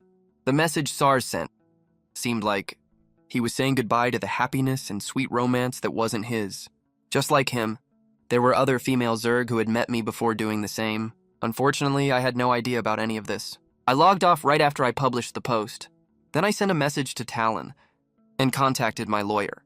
I was busy with all this for quite a while before I finished. I got back into the warm quilt, held Angus in my arms, and fell asleep. Elio and the others were completely shocked. They really never expected that I would swear in the name of the Zerg god. If you break that oath, you really will be damned for eternity. And he only wants to marry the Marshal for his whole life. That's just so shocking. Even more shocking than when they first saw the Marshal kill 1,000,000 slime Zerg all by herself. Angus, my child, I hope you can be happy. Segna's eyes were red. Looking at the photos attached to the post, she gently stroked the image of Angus with that sweet smile in her eyes. Her eyes glistened with tears of relief. Angus's marriage leave ended very quickly. She spent the short vacation doted on by me. When she returned to the military headquarters, she was radiating the warm glow of a newlywed, brimming with bright, blissful sweetness. Everyone greets her, and wherever Angus goes, all soldiers give her a heavy stomp military salute. She usually just nods in response. But today she was in such a good mood that she pressed her lips into a small smile. Only then did she nod and walk away. The Blade soldiers saw this. They were shocked, yet also felt it was only natural. If they had such a wonderful lord themselves, they'd be over the moon for 3 whole days and nights. Once Angus was far enough away, the Blade soldiers dared to huddle together and chat noisily. They chatted as they walked toward the training base. Their conversation was full of juicy gossip. Did you guys see that? The usually cold and distant Marshal Angus just smiled. And it was such a sweet smile, too. Lord Robin must treat her really, really well. I saw that mark on Marshal Angus's neck, you know? You all know what I'm talking about. It was so hard to miss. You know what? That shirt Marshal Angus is wearing must have been bought by Lord Robin. I've never seen her wear that style of clothing before. Oh, I'm so jealous right now. Lemon fruits hang on the lemon tree. Under the lemon tree are you and me. The Blade soldiers chattered and gossiped nonstop. When they arrived at the training base and spotted Angus's right adjutant, August, they immediately shut their mouths. That guy is way harsher than Ilio. It's better if she doesn't hear our chatter. Otherwise, we'll suffer so much during training. Angus arrived at her office. Ilio was making coffee. She gave Angus a heavy stomp military salute when she saw her. Marshal, I checked earlier. There was a signal error with my OptiBrain. That's why the files didn't send. Ilio looked at Angus, scratched the back of her head awkwardly, and continued. But I resent them already, and included all the work documents from the past 3 days. Take a look when you have time. I'll revise anything that's not right. Angus sat down at her desk. After turning on her OptiBrain, she suddenly looked up and said to Ilio, Ilio, find time to look up the busiest areas of Central Star. See which shops are up for sale or rent. Make a list and send it to my OptiBrain mailbox. Though Ilio didn't quite understand the request, she nodded anyway. She carried her coffee back to her seat. Got it. Once I finish the list, I'll send it to your OptiBrain mailbox. Angus nodded and dived right into her work. She didn't think about anything else for the time being. I piloted the aircraft and headed to all my properties on Lhasa Planet and Wild Planet, one location after another. I checked the surrounding environment and terrain of each property in turn. Finally, I picked a property located in the city center as the location for my shop. This property has 2 floors in total. There's a very spacious garden in the backyard. Several kinds of beautiful flowers are planted in the garden. The whole garden is enclosed by a wall. China roses even climb all over the wall. There's even a tall camellia tree in the corner of the yard. The camellias on the tree are a stunning bright red. Its branches stretch over the wall. Flowers cover the branches completely. When camellias are in full bloom, they fall off the branch whole.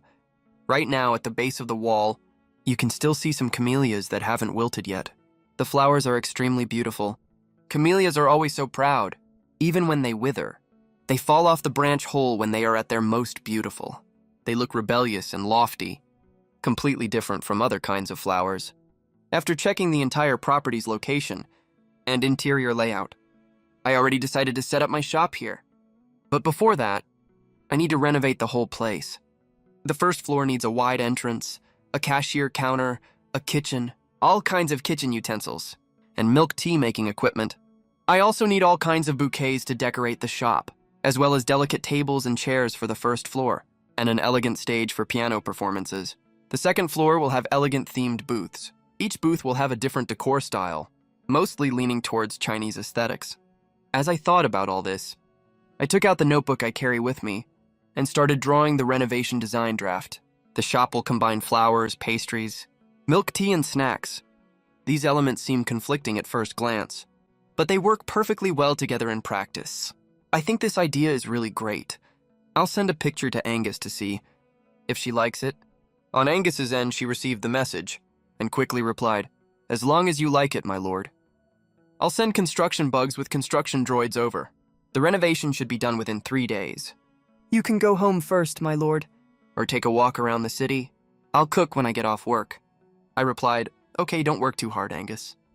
Stand up and stretch every now and then." Angus, who was buried in work, saw my reply. Her movements paused for a second. She then replied with a simple, "Okay." Then she actually stood up from her desk and walked outside. "Huh? Marshall? Where are you going?" Ilio had just come back from printing documents and ran into Angus. She was confused, since Angus had suddenly left the office, so she asked, "To the training ground to get some exercise." Angus tossed that line to Ilio and left. Ilio was dumbfounded. "Marshall, are you going to exercise or are you going to beat up other bugs? Who put this idea in your head?" Of course, Ilio didn't dare say any of this out loud.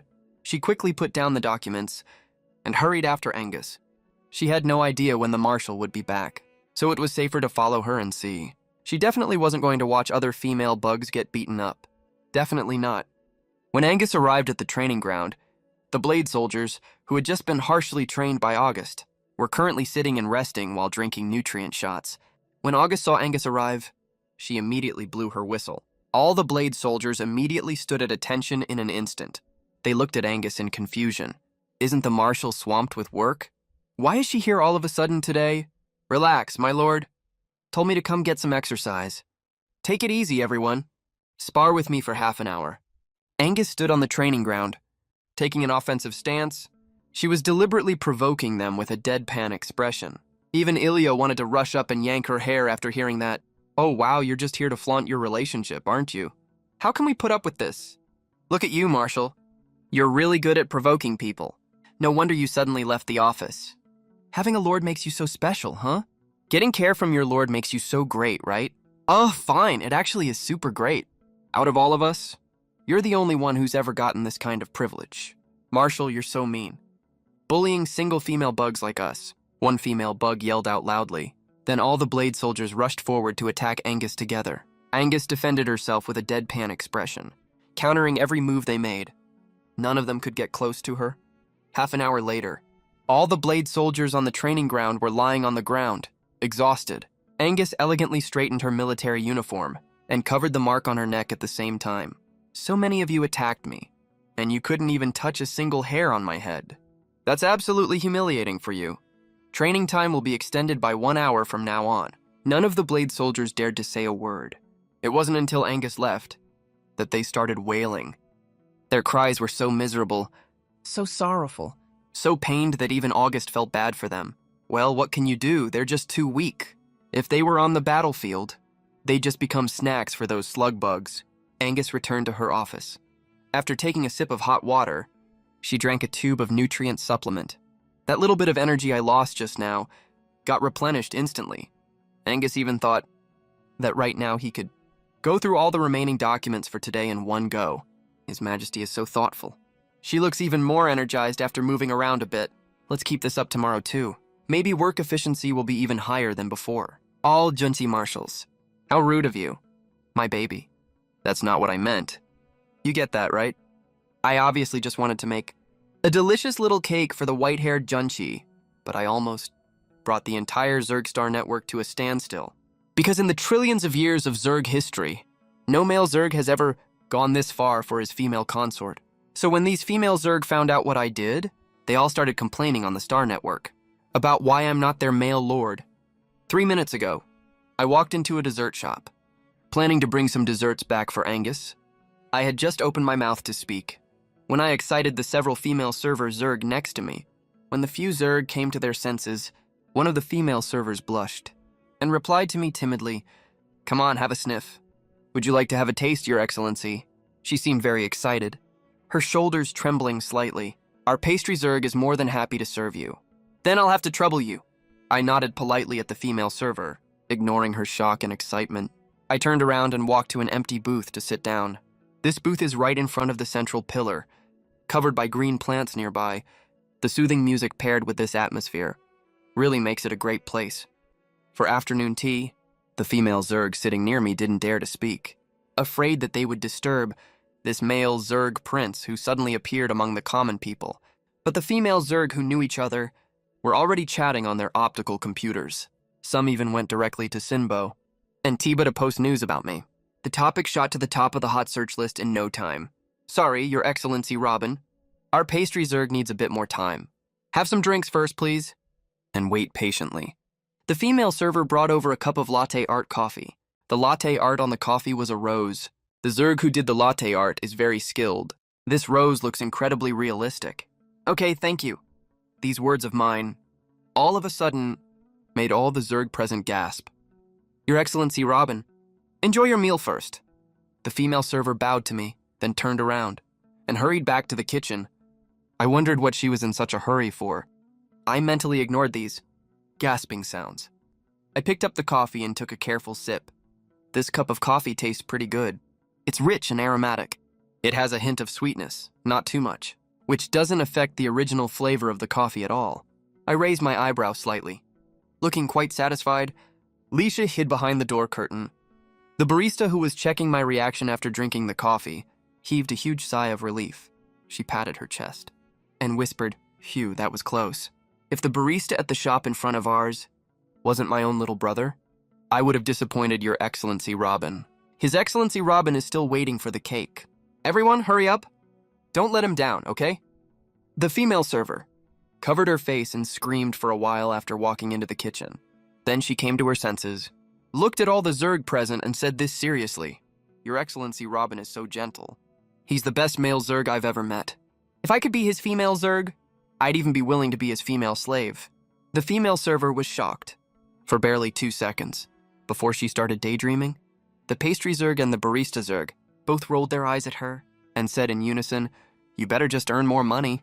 With that measly salary of yours, how can you compare to Marshal Angus? Marshal Angus is, after all, His Excellency Robin's 100% matched female consort. We can't compete with that at all."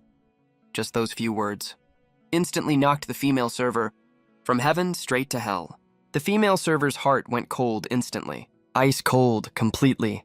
"You two are so mean. You're going too far. Can't I even daydream about it if I can't have it?" "Daydream about what? Daydreaming won't get your work done. Hurry up." His Excellency Robin came to our shop. Other female Zerg will definitely come here because of this.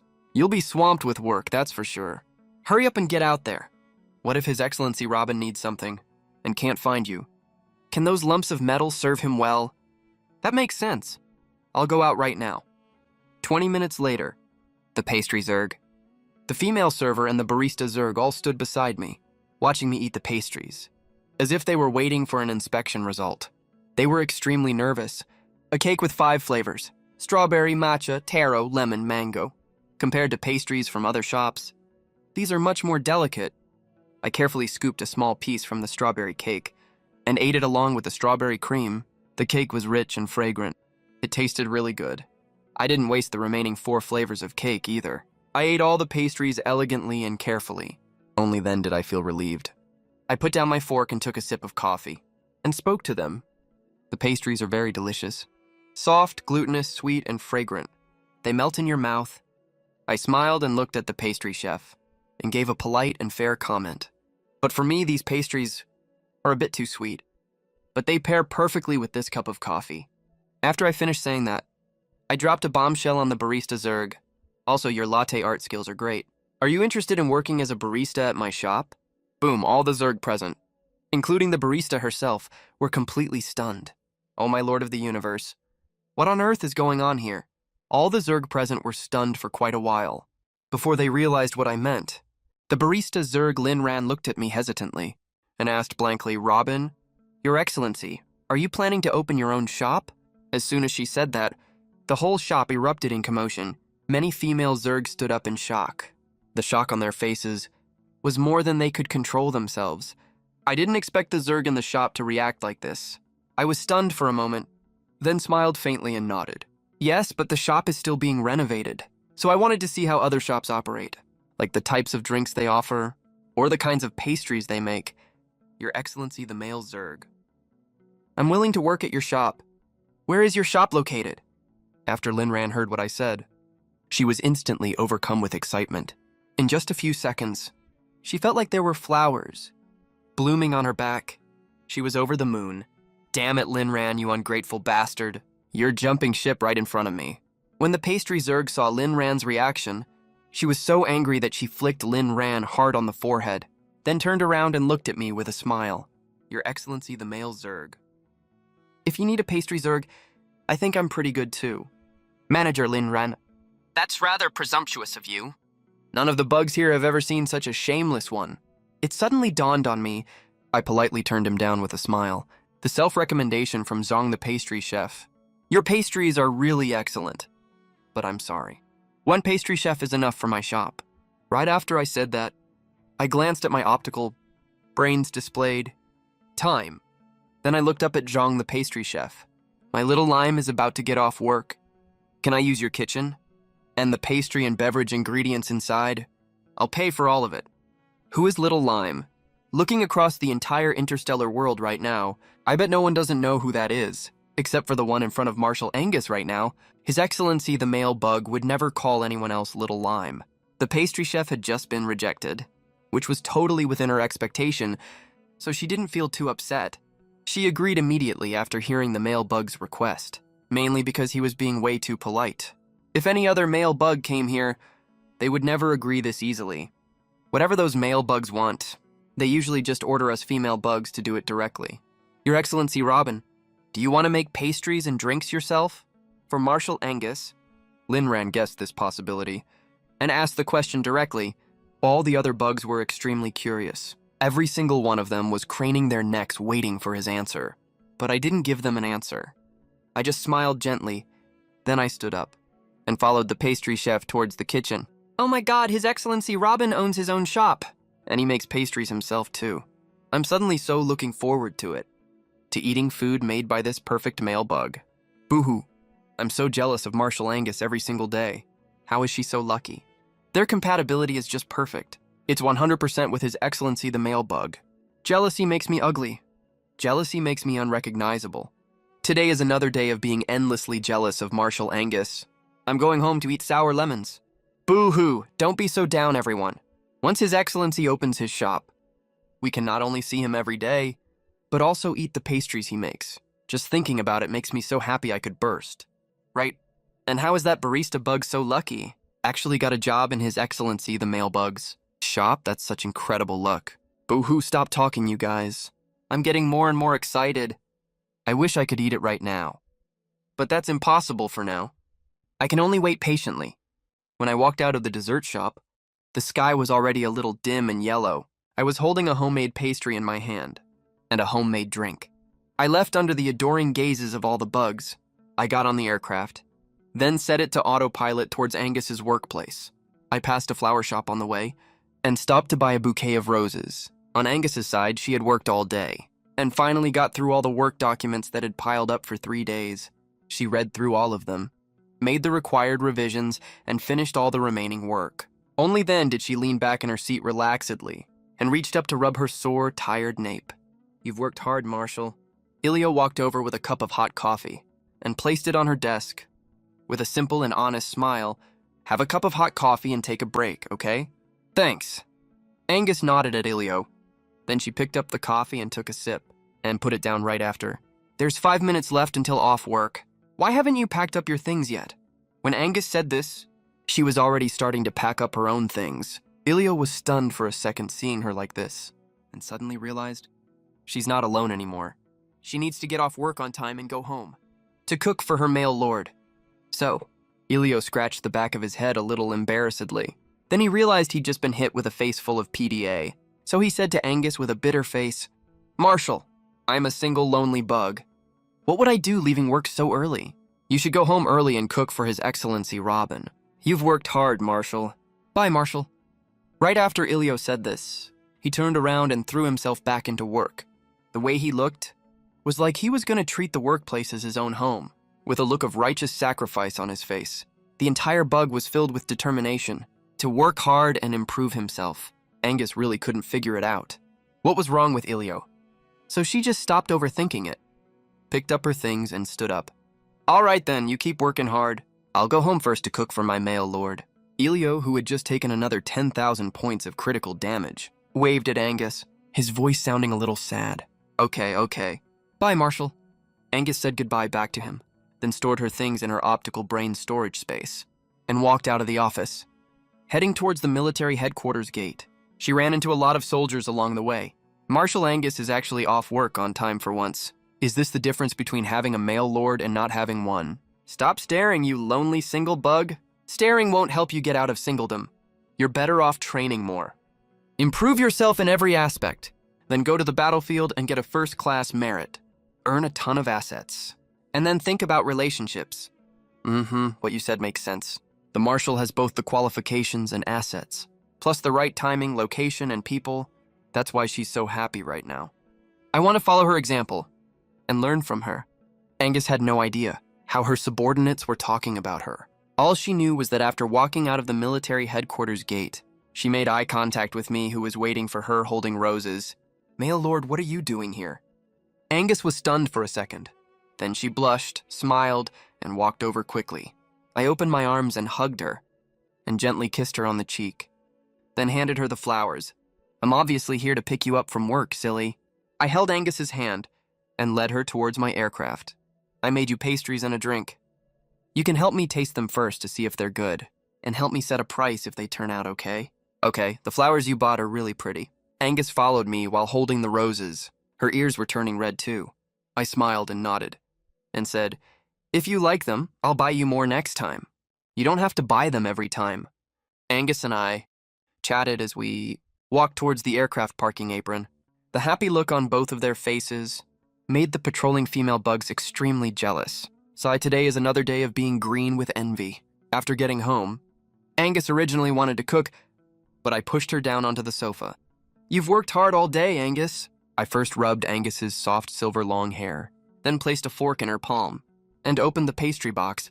"Now as for you, you just need to sit here and eat the little cake I made. As for this cup of rose lime tea, you can finish it whenever you like. I'll go make dinner now." I leaned close to Angus's lips and kissed her gently on the lips, then nuzzled the tip of her nose, then stood up with a smile and went to the kitchen. Angus held the fork, stared at the exquisite triangular purple sweet potato mousse cake on the coffee table. Then she glanced at the rose-colored lime flower tea. She felt like her chest was filled with honey, so sweet that she felt like she could bubble over with happiness. Her ears turned red without her noticing. Took a bite of the mousse cupcake. The cream on top is soft, glutinous, sweet, and fragrant. It's not cloyingly sweet like those sold in other stores. This sweetness is just perfect, suitable for people of all ages. She only took one small bite and was instantly blown away. The pastries the male lord made are so delicious. They'll definitely sell like hotcakes. After being amazed by the pastries, Angus couldn't help taking many more bites, praising nonstop as she ate. I heard what Angus said from the kitchen. The corners of my mouth curled up into a joyful smile unconsciously. A wave of doting affection spread all around in an instant. "If you like them, Angus, how about I let you be the first to try all my new products in the future?" She looked up at me. Her pair of blue eyes were glistening with moisture, bright and sparkling, as if they could emit light on their own. "Really? Is that okay?" "Of course. You are my female consort. Why wouldn't that be okay?" After I replied to Angus with a smile, I turned around and went back to cooking. Angus continued sipping her rose lime tea. The rich, fragrant scent of roses, combined with the sweet, tangy taste of lime. It cuts through the cloying aftertaste of the cake perfectly, and also soothed the loneliness in her heart. Angus was amazed once again.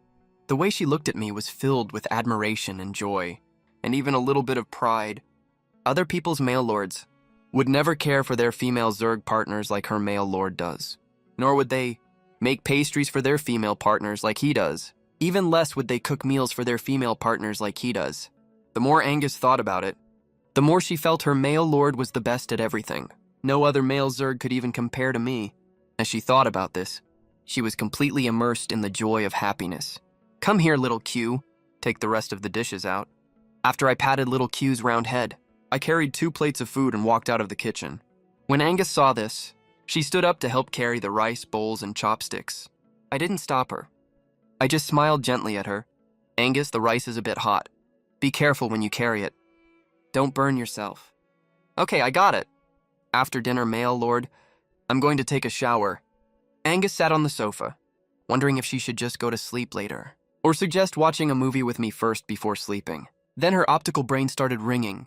The incoming video call was labeled "Beloved Father." Angus was stunned for a moment, her surprise quickly replaced by joy. She answered the call from Sagana directly. When Angus saw her beloved father and her gentle face, she suddenly had the urge to cry. She had been busy with work and never had time to go back to visit her beloved father. Her beloved father knew she was busy, so she never disturbed her. "She's calling now." It must be because she saw the news of her marriage to the male lord. "Beloved father." Angus looked at Sagana in the hologram, her words revealing her dependence on and longing for her beloved father. She had always been a strong person, always appearing cold and steady in front of her subordinates. But in front of people she's close to. She's like a naive little child. "Angus, my child. Are you doing well?" Ever since Sagana gave birth to Angus, her health has never been the same as before. Later, she divorced that bastard male father of Angus's and now lives alone. She runs a small shop by herself, grows vegetables and raises flowers, and lives quite comfortably. It's just that sometimes, when Angus leads troops to fight on the front lines, she gets so worried that she can't sleep. Angus also knew she would worry about her, so she would send word that she was safe every time she went to battle. To put her mind at ease, "Beloved father, I'm doing great. Don't worry about me." Angus nodded, looking at the fine lines around Sagana's eyes, and suddenly felt a pang of heartache. "Have you been eating well lately? Why do you look even thinner than the last time we video called?" "Of course I've been eating well. The supplements you bought for me last time, Angus. I can't even finish them all." Sagana looked at Angus's worried face and couldn't help reaching out to smooth her furrowed brows, only to remember that they were on a video call. She lowered her hand a little disappointed and comforted her with a smile. "I'm sorry, beloved father. I never have time to come back to see you. When I have my vacation, I'll bring the male lord back to visit you together. Take good care of yourself." As soon as I was mentioned, the sadness between Angus's brows faded a lot, and the corners of her mouth curled up into a sweet smile that seemed to be dipped in honey. When Sagana saw this, she knew she was completely immersed in this sweet relationship. "Angus, when you're with Lord Robin, what do you think of him?" Seeing how happy Angus looked, Sagana was happy for her too, and couldn't help asking her some questions about me. "The male lord is very gentle. He's very well-mannered too, and very chivalrous. He treats me really well. He even cooks, makes pastries, and buys flowers for me. And father," Angus was quite enthusiastic when talking about this, and listed out many of his strengths in one go.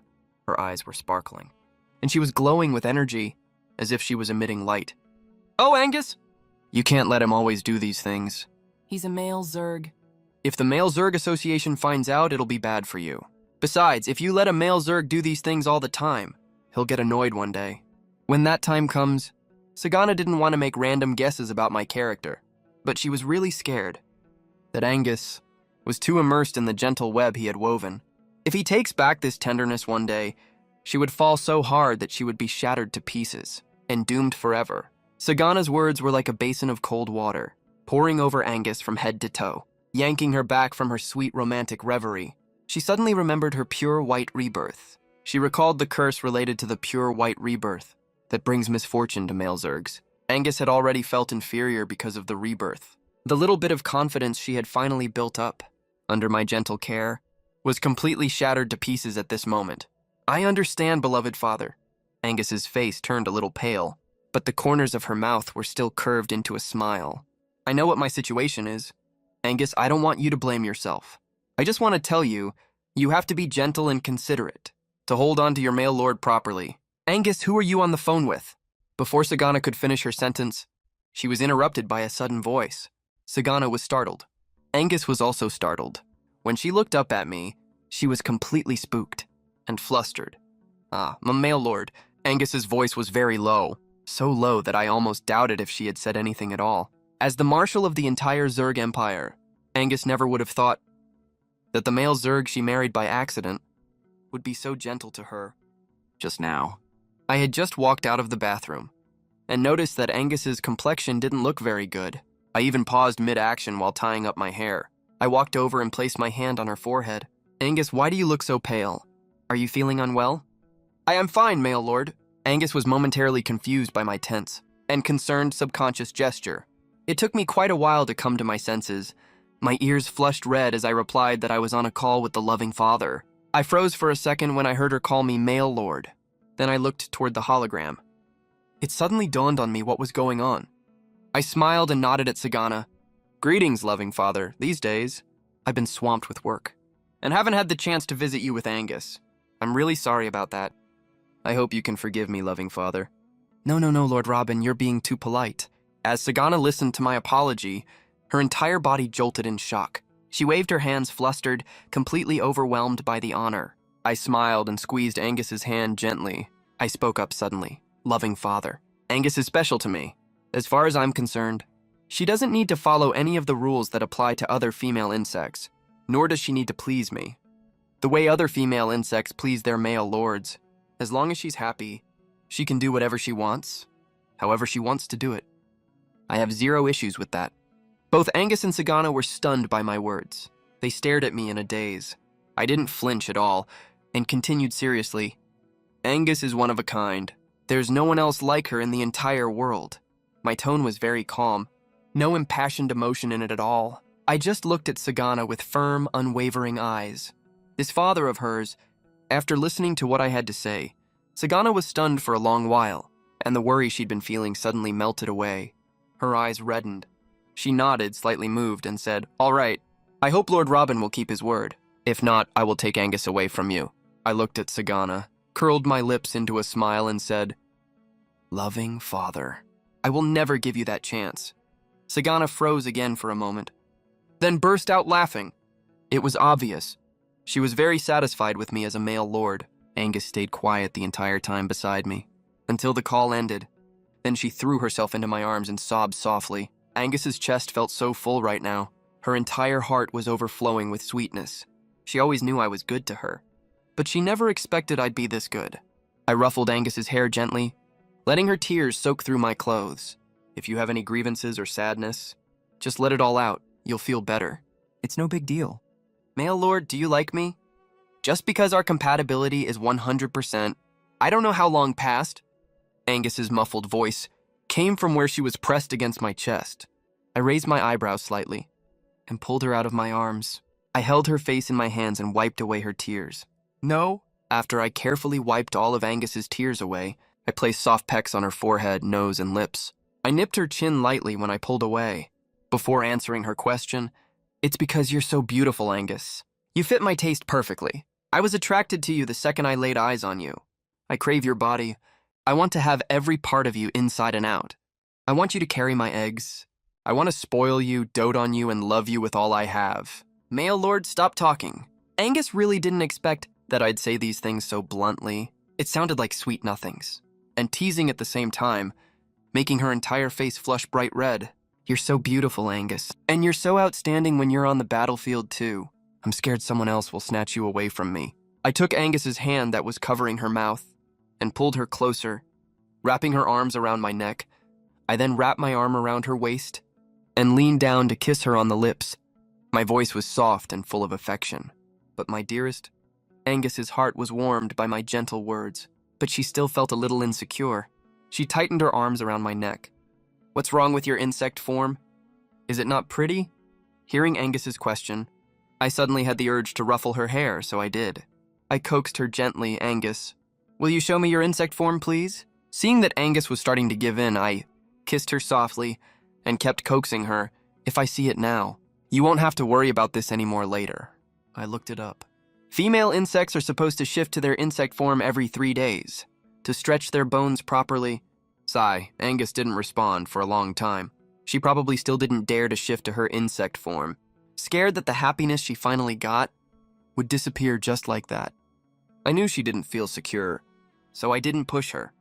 I ruffled her hair again and said with a soft laugh, "All right, go take a shower now. You have to go to work tomorrow, right?" Angus glanced at me secretly, and when she saw I wasn't angry, she let out a quiet sigh of relief in her mind. I'll show him my insect form some other time, she thought. After Angus finished showering and came out of the bathroom drying her hair, the main light in the room was already turned off. Only a bedside lamp was left on, along with the bright wall lamp above the headboard. I was leaning against the headboard alone, holding a moderately thick book in my hands, reading carefully, my long fingers turning the pages gently. I looked calm and reserved. The light fell on me just right at that moment, making me look like a fairy insect that had come down to the mortal world. And this fairy insect had stayed just for her. Angus didn't have the heart to break the peaceful, beautiful moment.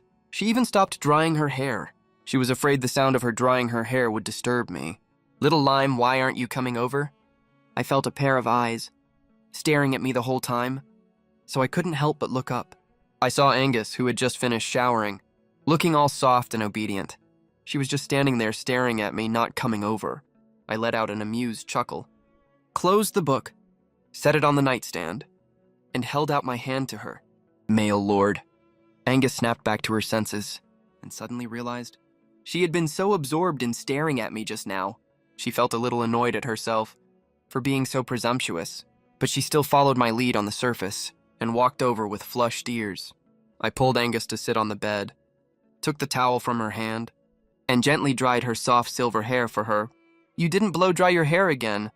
I know you have a strong constitution, but if you keep doing this, you'll get migraines easily." "I got it." Male lord. Angus knew I was caring about her, and her heart felt all warm and fuzzy. On her face, she showed the shy look of someone who's fallen deeply in love.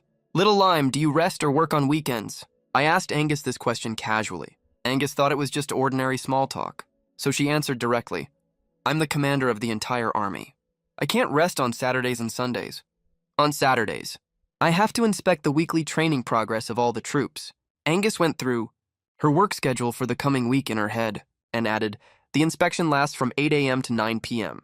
On Sundays, I have to enter the simulation battlefield with the troops. For drills, the training ends at 8 p.m. All right. Make sure you blow dry your hair next time." After listening to Angus's answer, I nodded thoughtfully. I ruffled Angus's now dry hair, then folded the towel neatly and put it in the drying cabinet.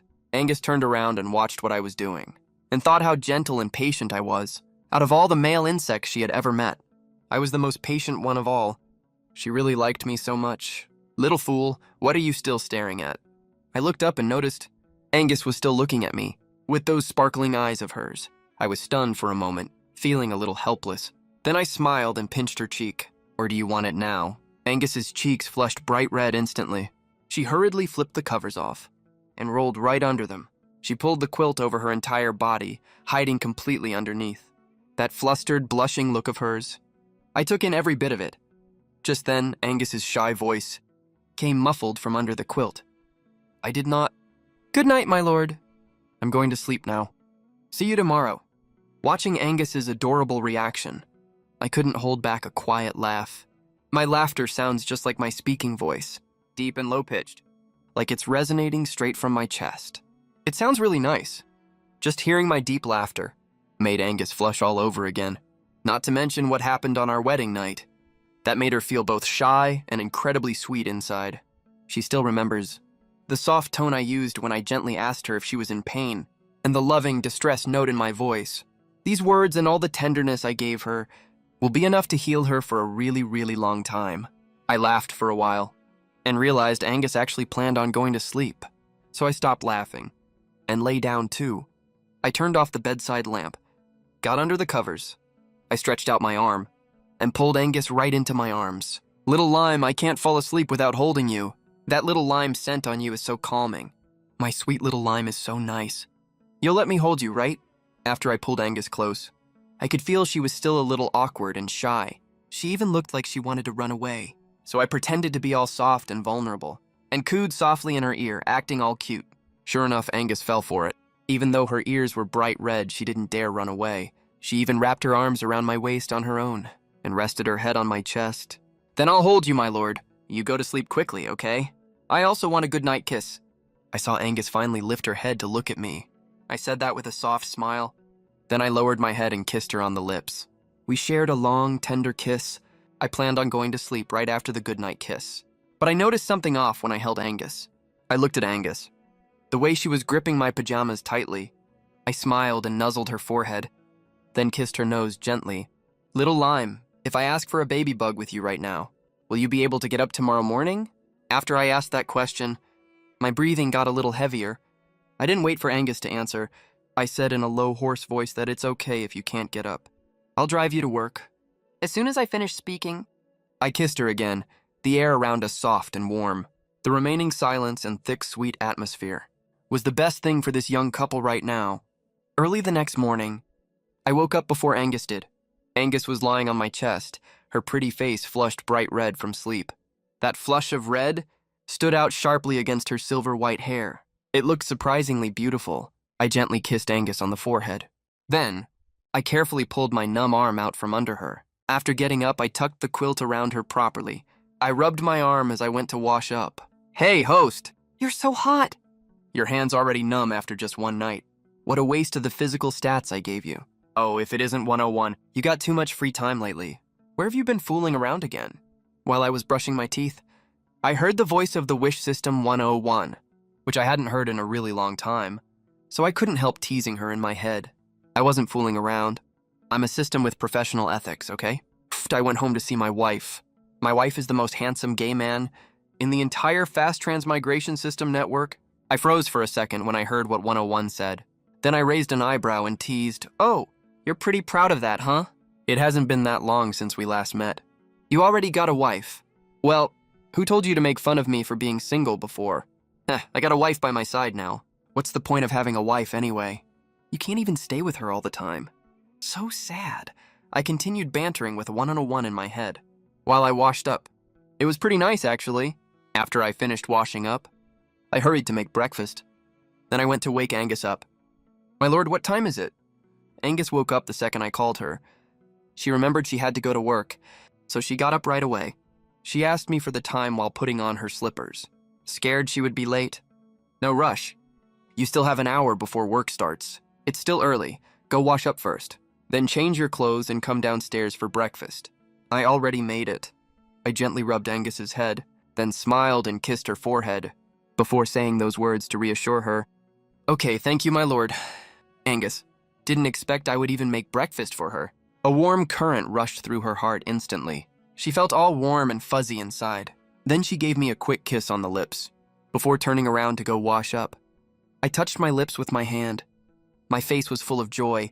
Since I'm driving Angus to work today, I should dress more casually. Can't dress too flashy? There are too many female bugs there. I'll spray some pheromone blocker too. That way only Angus can smell my pheromones. No other bug gets even a whiff. I changed into a set of dark-colored casual clothes. I'm good looking anyway. No matter what I wear, nothing can hide the male bug charm I have. I didn't think too much about it. I thought my clothes were plain enough already. So I turned around and went downstairs. Angus just finished washing up and came out too. She had changed into her white military uniform with gold patterns. Her long hair was tied up. "Come eat breakfast, little Lime." I set all the breakfast out on the table. When I looked up and saw Angus with her hair tied up, I was absolutely stunned by how good she looked. "You look so beautiful." Angus was already very good looking to begin with. When her silver white hair is down, she looks cold and unapproachable, like a god looking down on all living beings, untouched by mortal worldly affairs. Now that her hair is tied up, she's completely transformed into a valiant, dashing young general, so handsome and striking. Just standing there, she looks so dazzling.